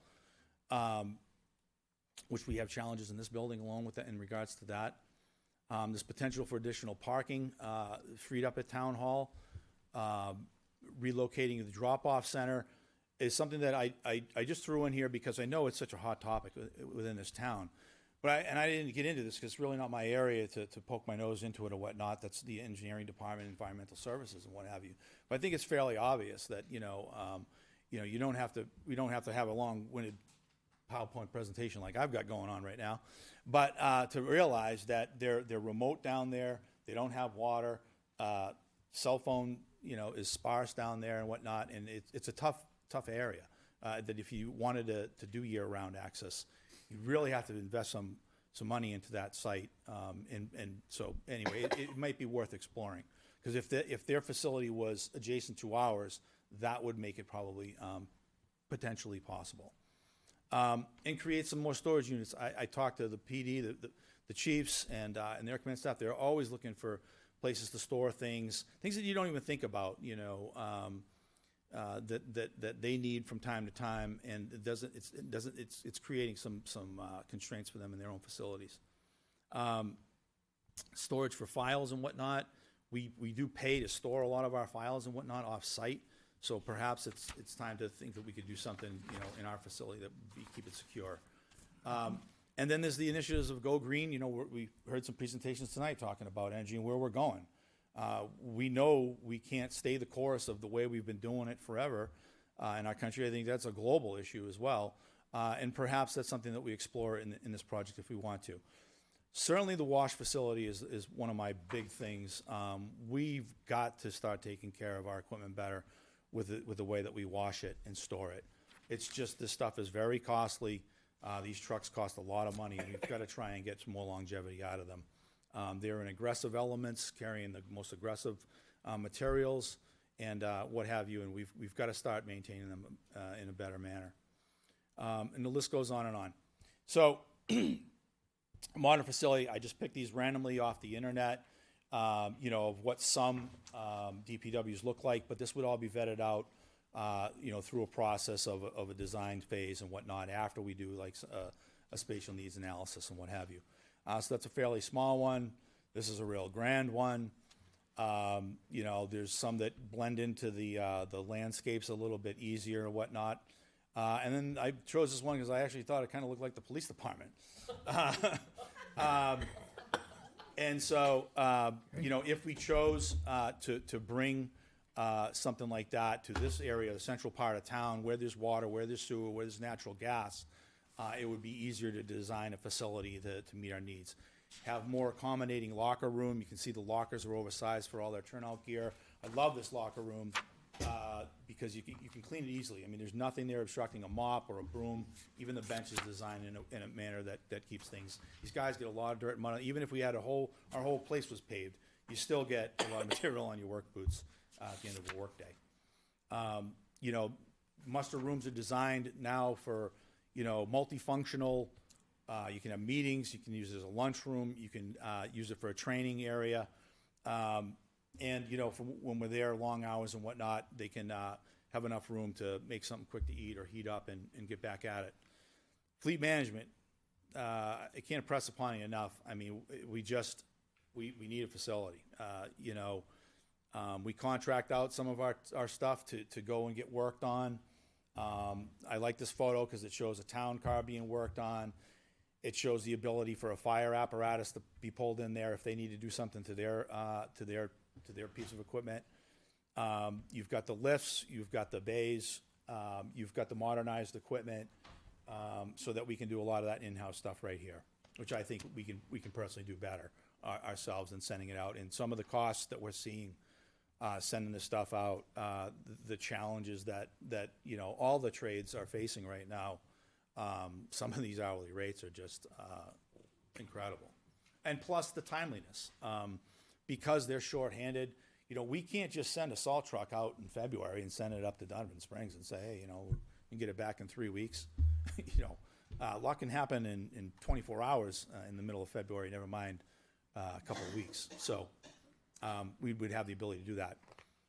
This is a very large style DPW where they have pretty much all their pieces of equipment undercover. They do have an upper mezzanine and whatnot, but it kind of gives you the idea of what the scope of what I'm talking about and the appropriate drainage in the flooring. Their parts room as well, stored, neat, clean, orderly. And then again, being able to wash on the equipment safely, adequately, and preserve the life of that expensive truck. That's the type of wash bay that you can design. You see the catwalk so they can get up on top. They're not climbing on the truck. They're not falling off of it. They're not doing it outside where it's cold.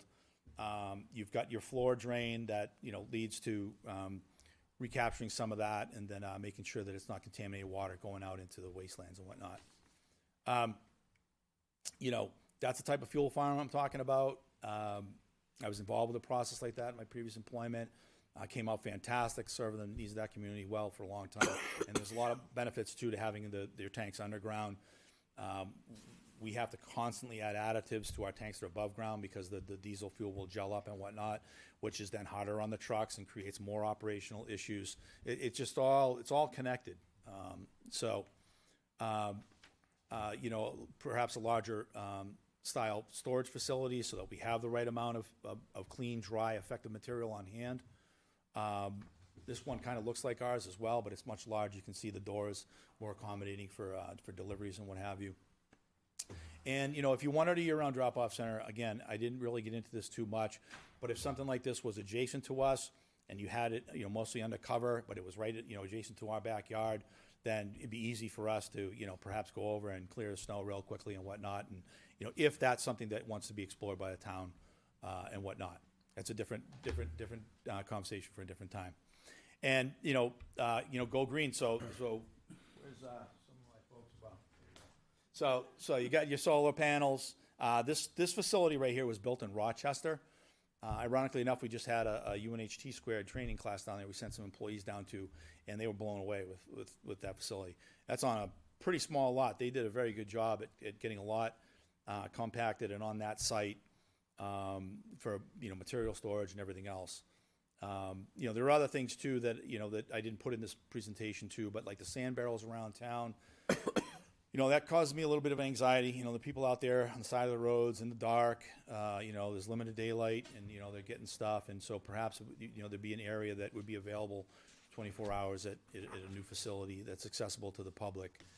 They could do it, in under a light or whatnot. And then, here we go. So electric vehicles are coming. I'm not my own personal thing. I'm not a big fan of them, but it's coming. And there's perhaps a lot of things. I've had discussions with the police department. They see a lot of potential sometimes, and I don't want to speak for the police. I'm not. It's just very candid conversations.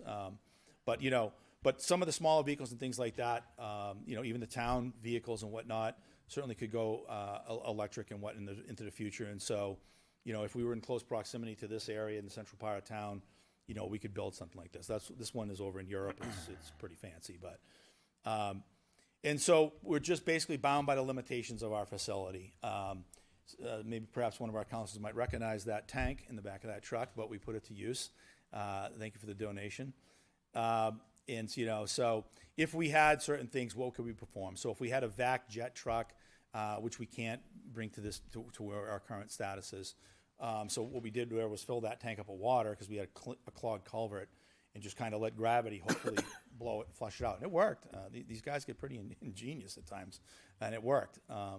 But we could do some more jetting and drain lines. That would help us be with our MS4 compliance and whatnot, with cleaning of basins and what have you. Certainly vac jet trucks do a much better job at cleaning the basins than our old style type of clam truck. Street sweeping, we don't do it. We should be doing it. There certainly are places in town that we need it desperately, and that helps us with our MS4 compliance as well.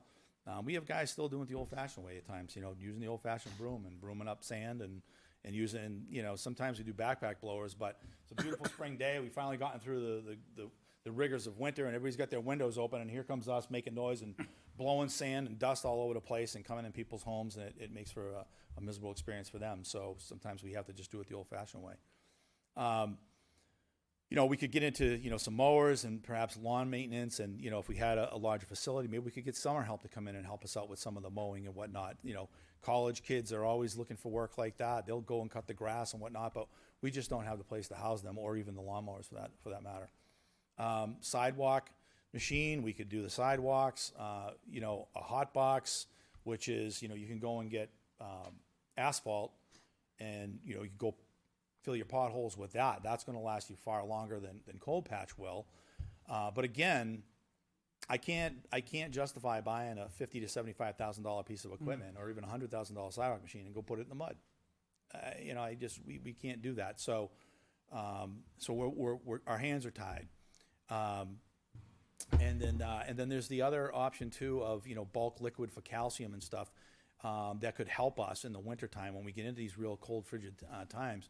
Using liquid calcium, I've seen it in my previous employment. I mean, sometimes we'll put out 3 rounds of salt here, and if you just did 1 round of salt with the sprayed on liquid calcium, you're good. You'll get another 6, 7, 8 hours out of that round. So you're saving money on the other end with not having to do so many repetitive salting operations. In the last few years, have really been a lot of this snow and sleet and ice and back and forth. So we're using a lot of salt. That's usually a larger portion of your budget. And so that's it. Sorry for the long amount of time that I took tonight, but I just want to be as informative as I can and entertain any questions that you might have at this time. Dave, real quick question. Yes, sir. Do you have an eye on another piece of property? All right. You want me to let the cat out of the bag? Sooner or later, it's coming out. I will, but I'll be brief. But so the parcel that is right next to Town Hall here. Yeah, I know what you want. That we just discussed earlier about, the apple orchard. But, that 5 acres was bought with the idea or understanding that someday there may be a need to put a municipal facility there. And so I eyed it, and I thought it's got sewer, it's got water, it's got natural gas, it's got a lot of sunlight for solar. We could take care of a lot of issues if we were located there. We would bring us into the central part of town. Responses to other part of town would be easier. You think about, the amount of salt we have delivered to our facility, right? Almost 4,000 tons a year. Well, that's going to drive over Pillsbury Road, and it's going to drive over, High Range Road and everything else to get there. Let's keep them on the state roads, Let's keep them on 93 and right up 28 and up Mammoth Road. Let's not pound our roads down. That's just salt. Let's not talk about the gravel and everything else. So, that's a small thing, but it makes sense.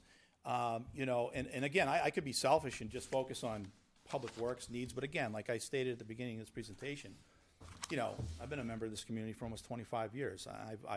I've dealt with all kinds of leagues and volunteered and whatnot, and know a great deal amount of people in town.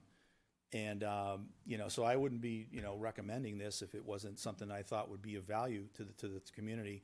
And it would solve a lot of the struggles of the yesteryears and whatnot, and really set us up and prepare us, for the 600 acres that eventually is going to be developed at Woodmont.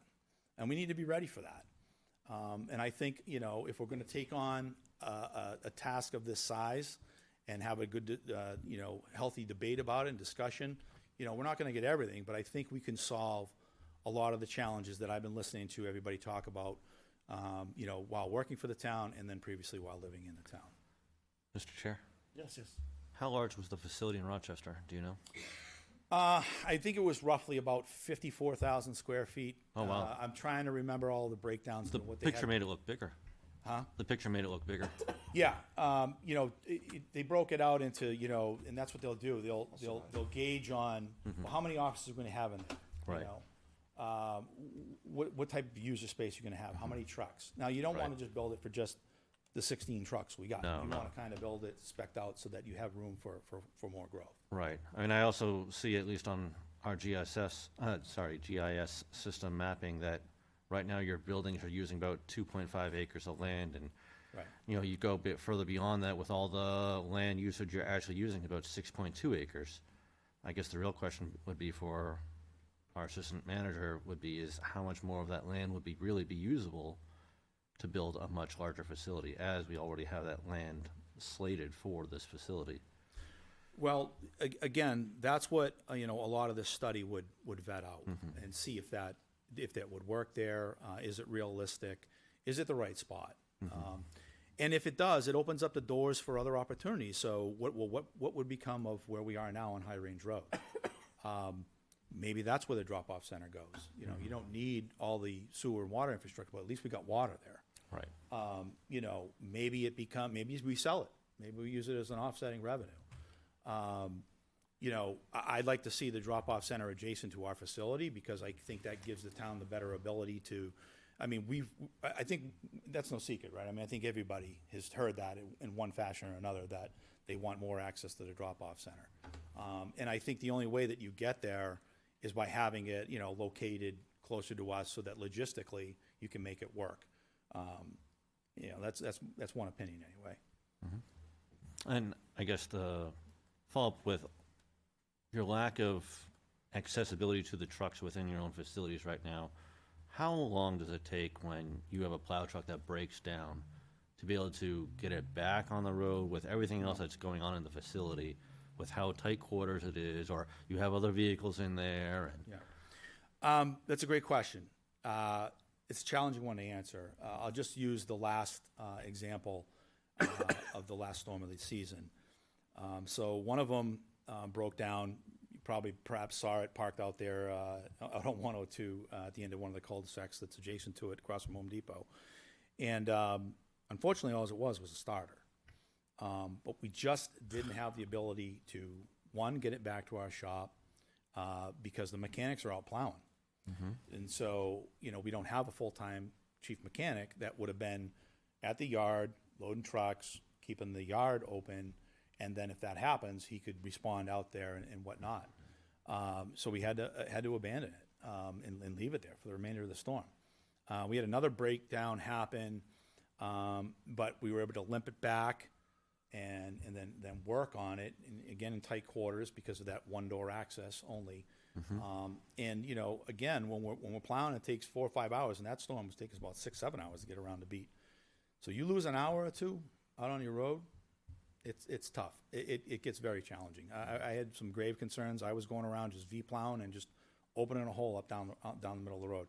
I conversed with both police and fire department during that event. You know, hey, if you're having challenges getting around or whatnot, we've made some adjustments for the fire department so that their truck that they have that is relatively old, we're able to stay with their crews and go out in case they found themselves in those scenarios. But it's just my concern, you know, as an emergency responder, as the head of one of the big responders in town, I have concerns about, you know, not meeting the needs of the community.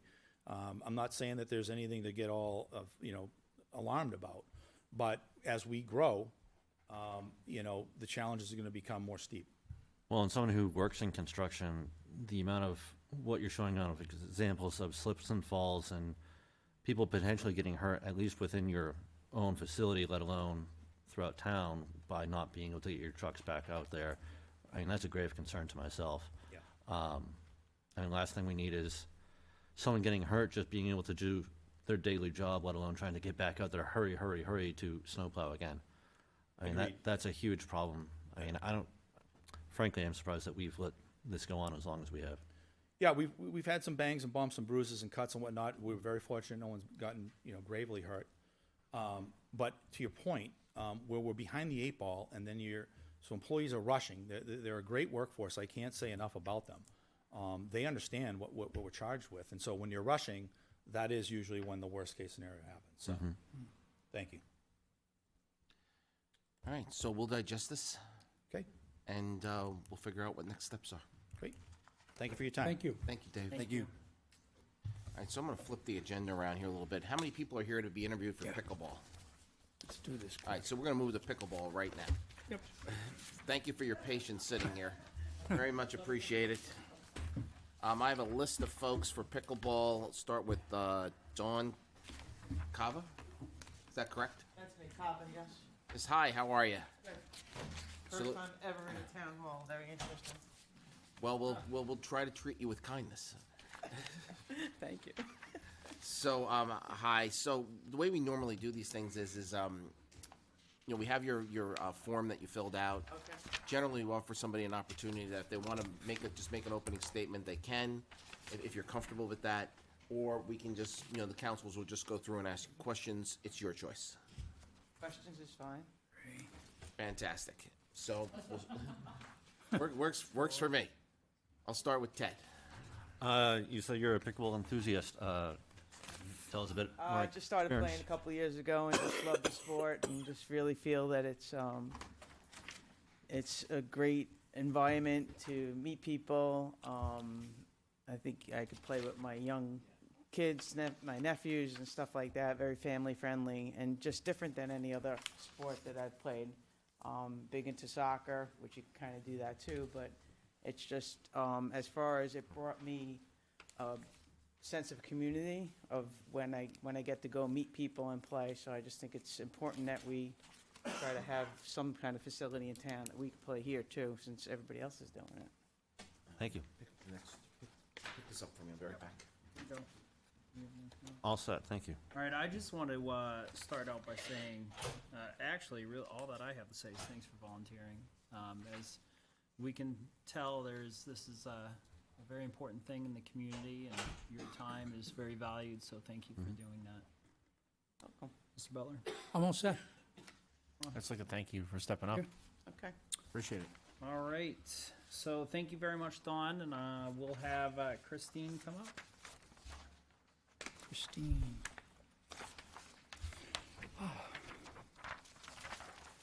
Thank you very much for volunteering. If you'd like, as previous, you can have an opening statement, or No, we can do it the same way. That same works for way. me. All right, I like that. I have no prepared remarks. Fair enough. Mr. Combs. I gotta say, having a small business owner in town being involved in this board and Yeah. having someone who's been involved in the community as long as you have, I think would be a true asset. Well, and it's kind of fun because all of my activities in town have been kid-related. And now that my kids are off in college Yeah. and I have activities that I like, it's kind of nice. I like that. Yeah, because that's why I'm doing it, is because I play. I obviously go to other towns to play. Yeah. I very much enjoy it. But I also see that as much as I want it here for me, I think it's good for the town, both for the sense of community and long range. Pickleball is huge, and it's huge money. And colleges now have club teams. So there are now intercollegiate club tournaments. So it's eventually going to trickle to the high schools. So it's only going to benefit the town at some point if there are already courts here when the high school says, oh, we really need a place because we need to have a pickleball team because kids now want to play pickleball in college. So they have to start somewhere. So I think it's here for the long haul because it's a baby sport. Wonderful. Thank you. All right, thank you, and I'll echo my sentiments stated earlier. Thank you very much for volunteering. I do have one question. You mentioned in your town bank form that you got into pickleball about 6 months ago. Can you talk a little bit how it was introduced to you and what piqued your interest? Well, the gentleman I was sitting next to earlier, it comes in the store every single day, and he plays pickleball every day. So he was always talking to me about it. And I said, it sounds like fun. So he and I went over to Derry to the Alexander Carr Park new courts, and he taught me how to play in one afternoon.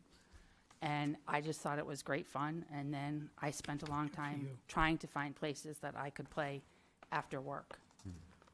And through Facebook and Google, and found the Litchfield Pickleball Club and signed up for that and started playing over there. And I wish I could play more. I only get to play once a week, but now I'm looking forward to learning how to play outside, because apparently that's very different than playing inside. The wind or something like that. Thank you. Ms. Butler? No, I'm all set. Thank you very much. Sure. Just one quick question. You put on your form that you're really only available in the late afternoons, early evenings. If the meeting went from like 7 to 8, would that be an issue?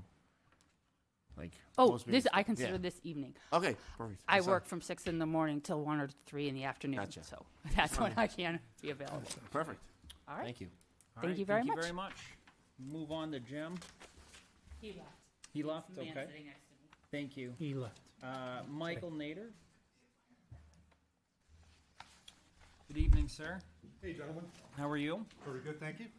We'll follow the same as pattern. Same old. previous, and we'll start with Mr. Combs. Yeah, just a quick opening statement. I mean, I'm a very avid player, been playing about 5 years.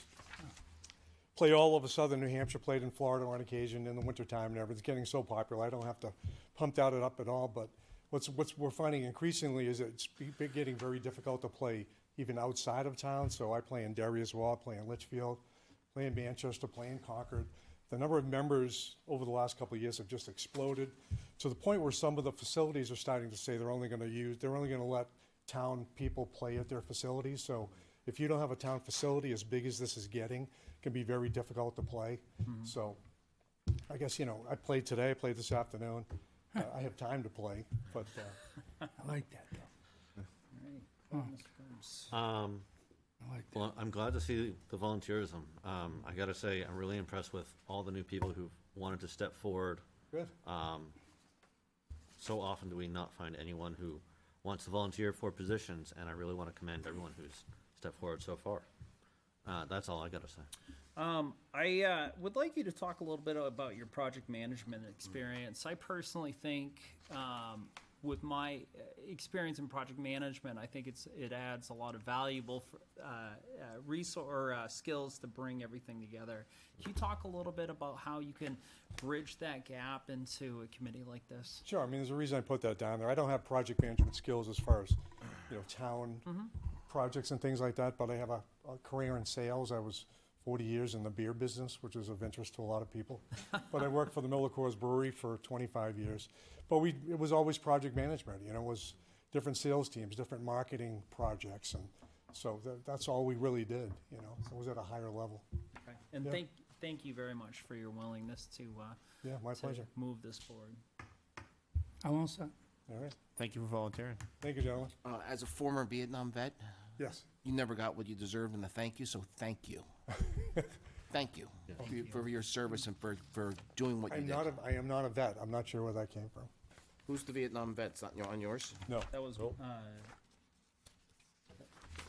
Jim. That was Jim. Did I miss Jim? You missed. Yeah, not a problem. I had to step out for a minute, but thank you. That's okay. We're on the Did I miss Jim? Yeah. Miss Jim. left. Jim left. Sorry, I had to step out for some air for a minute. and we're on the Brian. We're on to Brian. We're on to Brian. Brian available? Brian here. All right, so I would suggest that we, if you want to appoint anybody tonight, we can certainly do that, but we need to, I'm assuming that Heather is going to apply here at some point. I mean, if you want to appoint tonight, we can appoint tonight, or we can, wait for more applicants and appoint at the next meeting. It's up to you guys. Well, I'm good to make a motion to appoint the slate of 5 people who put their names down as 5 regular members. And if we get 2 more people, we can appoint them as alternates. Alternates. Well, do we meet Brian? No, we didn't, or Jim. May I propose amendment to your motion? Might I suggest that we appoint the 3 that we interviewed as full-time members, leave the 2 alternates open, and do that tonight? I'm fine with that. Okay, All right, so we're going to appoint Dawn, Christine, and Michael. correct, Correct. and I second. All right, all those in favor, signify by saying aye. Aye. Chair votes affirmative. See the clerk and be sworn in, please. Thank you for volunteering. Thank you. Thank you. And thank you for your Thank patience you. this evening. It's, no.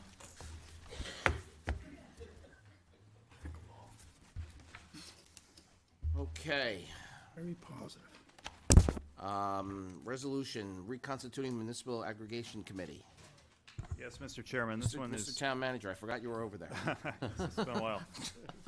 So this one is straightforward. The council will recall that in pursuit of our goal to offer community choice aggregation, we formed the Municipal Aggregation Committee sometime last year. That was a standalone committee. And after the town council stood up the utility committee, it seemed to make sense to simply ask the utility committee to take up the work of the municipal aggregation committee and to replicate its membership and slate of officers. So that is the resolution that you have before you this evening. I have discussed it with the utilities committee, I think at their first meeting, and they seemed agreeable to that. Any questions? Accept the motion to approve 2023-11. So moved. Second. Those in favor, signify by saying aye. Aye. Chair votes affirmative. That's one done. I'm gonna skip over elderly exemptions for just a second, and I'm gonna move to roadway maintenance trust. For the town treasurer to authorize $35,000 for roadway maintenance trust. Good evening, Mr. Chair, members of the board. I'm John Trotter, Director of Engineering. Back in April of 2023, we put out to bid the Grenier Field Road signal improvements. What that is basically the controlling cabinet. It's the brains of any signalized intersection. It's where the preemption equipment is stored, the backup batteries. Again, that cabinet that we have up at Grenier Field Road was installed back in circa 2001. It was just prior to all the roadway improvements that were done up by the airport, the industrial drive, beginning of Pettingill Road, the relocation of Harvey Road, and that was actually installed by, constructed and paid for by the Manchester Airport. It was a backup cabinet that they had experienced a number of accidents, but we got nearly 25 years out of it, so again, it's just time. So we had put it out to bid, received bids ranging from 31,000 all the way up to 78,000 from 3 different vendors. And again, the equipment that that the vendor is proposing to install there are similar to the other 4 signalized intersections that the town is responsible for. Those are basically Harvey and Pettingill, Industrial and Pettingill, and Innovation Way in Pettingill. So, Question. it's all it Questions? is. Yes. John, what did you say the bids were? 31,400 from East Coast Signals out of Deerfield, New Hampshire. Yeah. Second was 41,140 from Electric Light out of Cape Natick, Maine, and 75,550 from Molson Electric out of Biddeford, Maine. Mr. Chair, Yes. where exactly on Grenier Field is this location? At the intersection of Webster Oh, and okay. Grenier I Field. see what you mean. Okay. Yeah. Just north of the North Fire Station. Mm-hmm. So is it on the Grenier Field side, or is it closer to the Webster side? It's at the intersection of Webster and Grenier Field. Right, but it comes to a T, so is it, No, yeah, at the T. yeah, so is it on the right-hand side or the left-hand side of Webster? North or south side, just the box location. Oh, the box itself? Yeah, The yeah. box is located at the south, South side. southwest corner. Okay, thank you, that's all I had. Anything further? Yeah, real quick question. You're looking for 35,000. None of the bids align with that? So again, Jim, just so I have Yeah. a little extra in there. Okay, just so I understand it. It's just like, the Harvey Road culvert was Understood. 1.5, it was 1.4 and change. Fine. And you're selecting East Coast Signal? Pass that down, Yes, Ron, yeah. for signatures. And you said it was about 31? Yeah, 31.4. 31. So 10% for Yeah. contingency, basically. It's for unknowns. Mm-hmm. It's good with me. Anything further? Accept the motion. So moved. Second. Those in favor, signify by saying aye. Aye. Affirmative. Thank you for your patience. Thank you, Appreciate John. it. Thank you, Mr. Trotter. Steve, sorry to put you off there. I figured the elderly exemption thing would be a little bit longer conversation. I hope not so, Well, you know, I Mr. mean, Chairman. I'm just hedging my bets. Good evening, Mr. Chair, members of the council. So this is the first of two resolutions that we'll be bringing forward this year that deal with the elderly and disabled exemptions.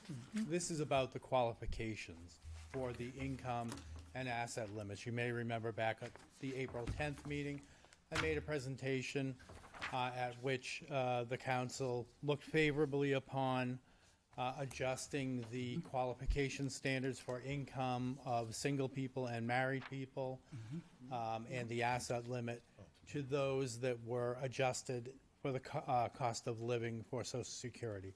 That's what I brought forward with a small amount of rounding just to make the communication a little bit more efficient. Understood. All right, so I think what we talked about is for next budget season to look at what Wyndham does for those 80 and over, right? Correct. And we're going to revisit that at a later date. We're going to revisit that at a later date with a recommendation for any adjustments to the exemption amounts for the categories as well. Okay. And we'll be able to give you the fiscal, an estimate of the fiscal impact if you were to go to 100%. I just want to make sure we do that going into a budgeting season so we do it correctly.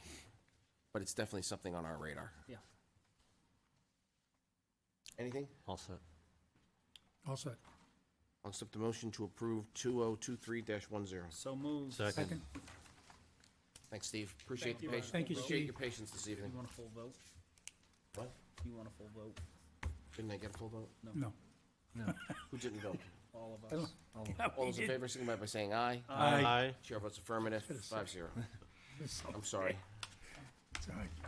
I'm starting to move a little too quickly. Okay. Okay. Next item, Minutes? I'll accept approval of the minutes of April 24th, 2023 as presented. So moved. Second. All those in favor, signify by saying aye. Aye. Chair votes affirmative, minutes are approved. Pickleball task force is done. Clarification of utility committee opening and appointment of alternate member to the Londonderry Utility Committee. That's a lot of words. Yes, it is, Mr. Chairman. So there was some confusion at the last meeting, for which I apologize, a lack of clarity about how many open seats, if any, there were on the utility committee. And Mr. Wiles, the chairman, was kind enough to email me that evening, setting out what the current membership is and the fact that there is one open alternate position on that board. So the council has one seat to fill on that board. Alrighty. Thank you. Could I make a motion, John? That's up to you. I'm gonna make a motion to appoint Deb Paul to the alternate position. I think we need to actually put that out to the public first before we can take a motion. It's up to you guys. I think we should put it out to the public. I agree. Motion dies without a second. Okay, next item would be liaison reports. You have a liaison report for the schools. Bear with me, please. It will be brief. All right. So the just a couple updates. Elementary school completed a 3-month Battle of the Bands contest where the students on teams for each school competed on knowledge they gathered for reading 15 books. I concluded with a representative student teams for each school battling the middle school, and this year Matthew Thornton took home the trophy. The student performance data from the winter was presented with the results of the iReady math and reading. All the results were moving in a positive direction for all grades. After 3 years hiatus, the middle school completed a successful trip for the 8th graders to Washington, D.C. 229 students and staff made a 4-day trip. Of their most memorable stops was the Arlington National Cemetery, where students were presented wreaths at the gravestones of 2 Londonderry soldiers. These soldiers were William Blake Marston, which is a son of Nancy Marston, who was a counselor at LMS for many years, and Peter Shome, son of former LHS teacher Mary Shome. The school board voted to accept the Beyond School Enrichment Grant for $220,428, which will go to fund the Summer Math Academy this year. The Math Academy has been provided funding, has previously funded by the COVID ESSER grants, so that this will allow those remaining funds to be applied to the Academy for summer of 2024. Thank you. Anyone else? I have two updates. Thank you. Solid waste. They had 3 successful Beautified Londonderry Saturdays, so thank you to all the volunteers. Household hazardous waste collection is Saturday, May 20th from 9 to 12. It's going to be in Derry, and if you have any questions about what the items are, it's on the town website, and you can check that out, and it'll tell you exactly what's going to be accepted and what's not accepted. The utility committee, a lot of great members, great volunteers, very engaged at the last meeting. They all want to help. They all want to participate.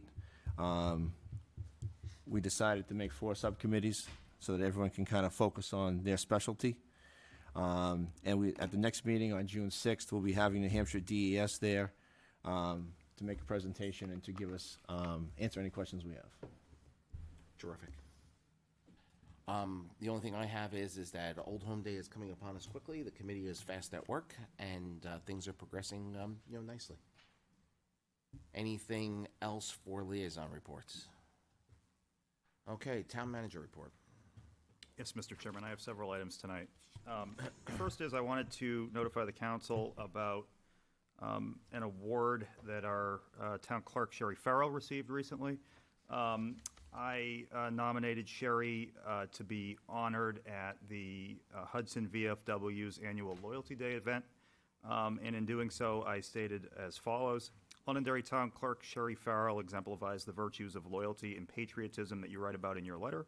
Sherry goes above and beyond the normal duties of a town clerk. First, she is a cheerleader for everything Londonderry has to offer and is an active leader in our community, participating in civic events and exemplifying civic virtue and volunteerism.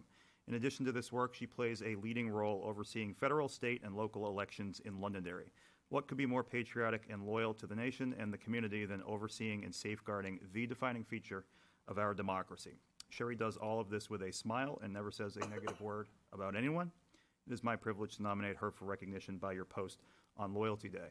Mr. Chairman, as you know, the town clerk was out of the country for that event, but I was happy and privileged to accept that for her.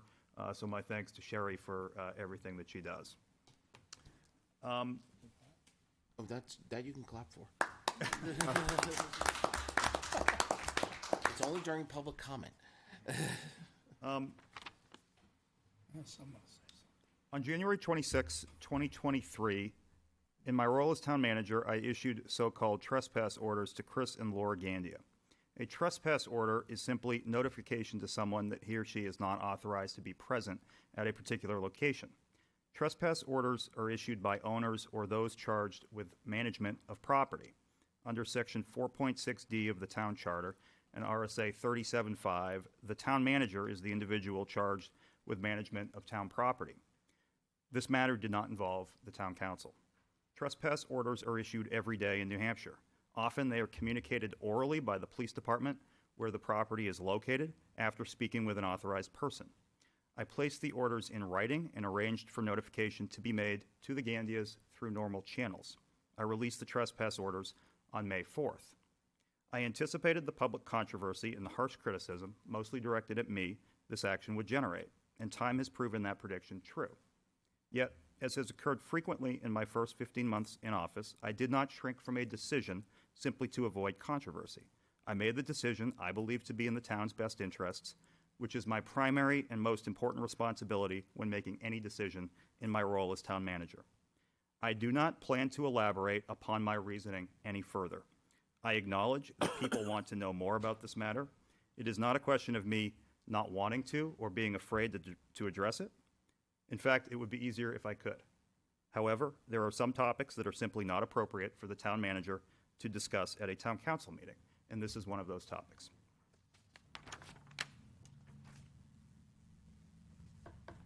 Just to reiterate again, as was said earlier, this is not a town council issue. There is pending litigation, and it's not something we're going to engage in.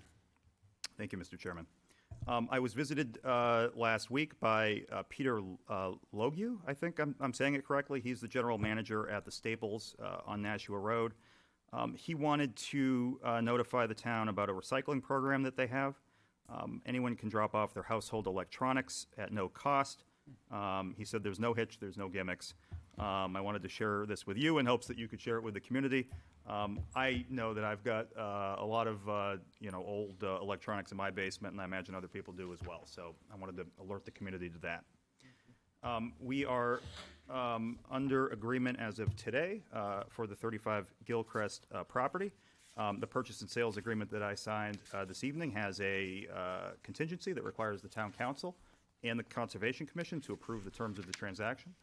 So look for that in your packet and on the agenda at a future meeting. I wanted to give an update on where I've been spending a lot of my time recently, and that's in the area of 91A.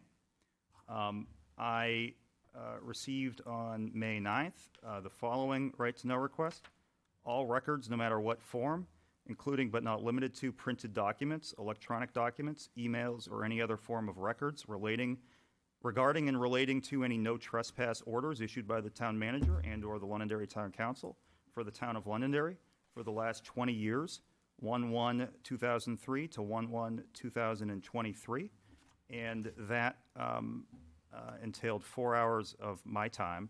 2 hours of my time, 2 hours of IT time, and ultimately 8 video files were produced. I received a request on 5/5/23.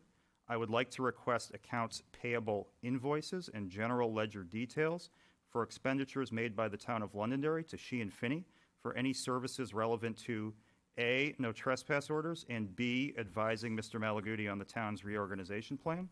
Requested date range for the second item is any expenses between 2/1/23 and 4/30/23 to include any April incurred payables processed during the month of May. That I acknowledge taking 0.2 hours of my time. And Excuse me, Mike? yes, Hey, Mike, Yes. you're talking about these 91As? yes, Could you please let us know who's filing the 91As? certainly, Councilor Thank you. Butler. With respect to the first request that I referenced, that was filed by L. Gandia. The second request that I filed, that I reacted to, was filed by J. Esposito. And as I said, that entailed 0.2 hours of my time to acknowledge that, receive it, and process it. I expect that will take a heavier lift in order to fulfill it ultimately. On 5/5, I received another request from J. Esposito. I would like to request documents sufficient to establish communications between the New Hampshire ACLU and the town of Londonderry to include Sheehan Finney regarding no trespass orders for multiple citizens. Requested date for this correspondence and records request is 5/4/23. That took me a quarter of an hour to respond to, and I produced 8 pages of material. On 4/21/23, I received a request from Kay Coyle. All emails and text messages exchanged between Town Councilor John Farrell and Town Manager Mike Malaguti. The time period of this request can be limited to December 1st, 2022 to April 21st, 2023. That took 12.5 hours to process. And just for reference, Mr. Chairman, 977 pages of material was produced. At my hourly rate, based on a 40-hour work week, that cost the town $781.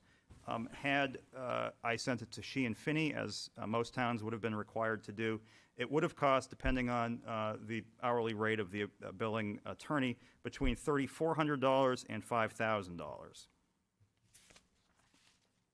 Question, Mike. Yes. That individual, are they representing anybody?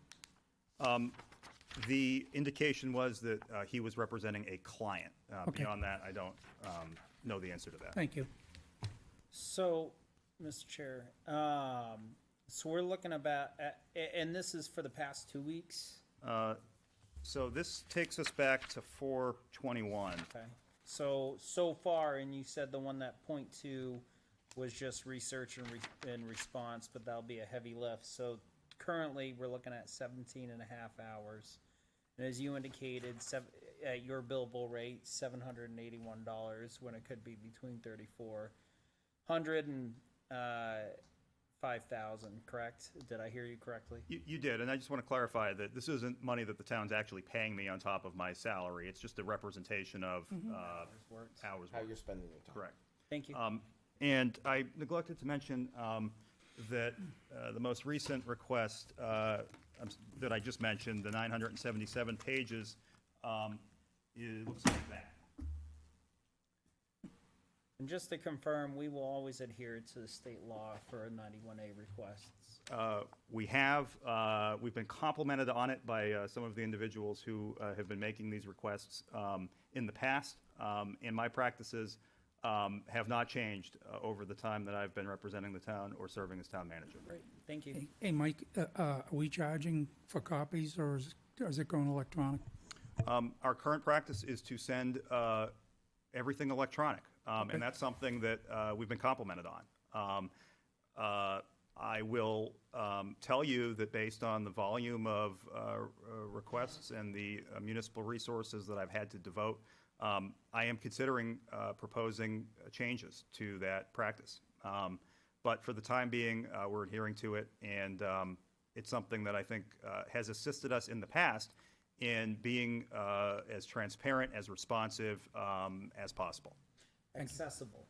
Accessible, correct. So what people need to understand, all those pages there, when someone asks for something that is between the town manager and I, they're talking about when he said something to the town council, town manager, and so includes all those as well. Includes all legal correspondence, which then has to be stopped and redacted. So many hours have to be spent going through, so it's not a matter of just printing them off. Gotta go through them one by one. That's exactly right, Mr. Chairman. I think I spent something like between 2 and 4 hours printing off emails from my inbox, and then the redaction process that you referenced. It's definitely a heavy lift. The original request was for a year, and it was changed. I don't recall what the original request was specifically, but I recall that it was vastly broader. Okay. Correct. Mr. Chairman, I'll do a couple more of these just so that you can continue to have a flavor, and then I'll get to the bottom line. J. Esposito, 426 of 23, documents sufficient to establish who at the town hall initiated, authorized a no trespass stay away order for citizens Laura Gandia and Chris Gandia. All correspondence between the town manager, town council, and police department regarding both stay away orders. Copies of records regarding document service, delivery of the order to the citizens, including any cooperative effort with other PDs. Documents sufficient to establish a proposed expiration date, withdrawal date, if any such exists. Requested range 2023-0201 to 2023-0425. And I took an hour of time and produced 7 documents. Mr. Chairman, I have this log going back for the requests that have arrived either in my office or required my significant attention going back a year. There are, interesting requests that involved the Lions Hall last summer that took, a significant amount of time. There were, a variety of topics. But the bottom line is this, Mr. Chairman. As Councilor Butler pointed out, every citizen is entitled to avail themselves of this law. I'll come back to the point that I made and amplify it in a minute. But we've been regularly complimented on how quickly we respond to these requests and how seriously we take them. But the bottom line is this, Mr. Chairman. A conservative estimate, I believe, of time, municipal resources, specifically my time, devoted to all of this over the past year, 151.75 hours. That's $9,484 at my salary rate. Had we had to send this out to legal counsel, it would have cost between $41,700 and $60,580. Again, everybody is entitled to avail themselves of this law, but it is not without a cost to the taxpayer. Mike, how many hours again? 151 and some change. 0.95. And as I pointed out, Mr. Chairman, it's interesting to hear some of the discontent with how things are going, specifically with regard to accessibility, access, and 91A. I have an email here from someone who spoke tonight, May 11th, 2022. Thank you for all, this is addressed to me, thank you for all you do. You are a true asset to the community. Your hard work is appreciated. And that person was not, speaking favorably of how things are going. I have another email, September 26, 2022, by someone who also spoke tonight and was not, speaking favorably about how things are being handled at the council level and town manager level. Appreciate you as always, is the statement. I have another email here from that same individual, August 25th, 2022. To the town's credit, the current town manager, that's me, has been more responsive and forthcoming than the last, and I believe Mr. Malaguti has done a very fair job.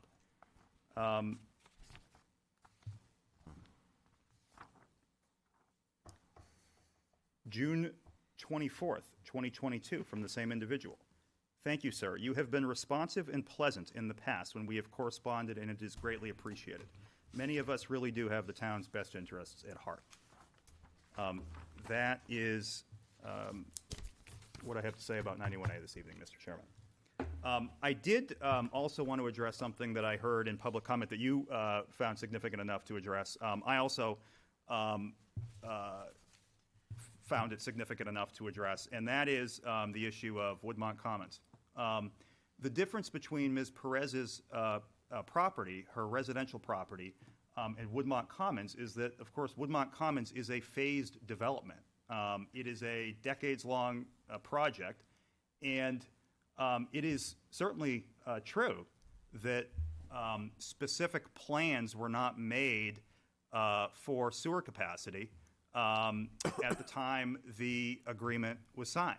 But what I can tell you is that, as you pointed out, Mr. Chairman, we have a development agreement, which is very specific about what the town will bring to the table and what Woodmont will bring to the table, and the fact that the parties are required under the development agreement that was gone over ad nauseum, I would imagine, at the time, very carefully.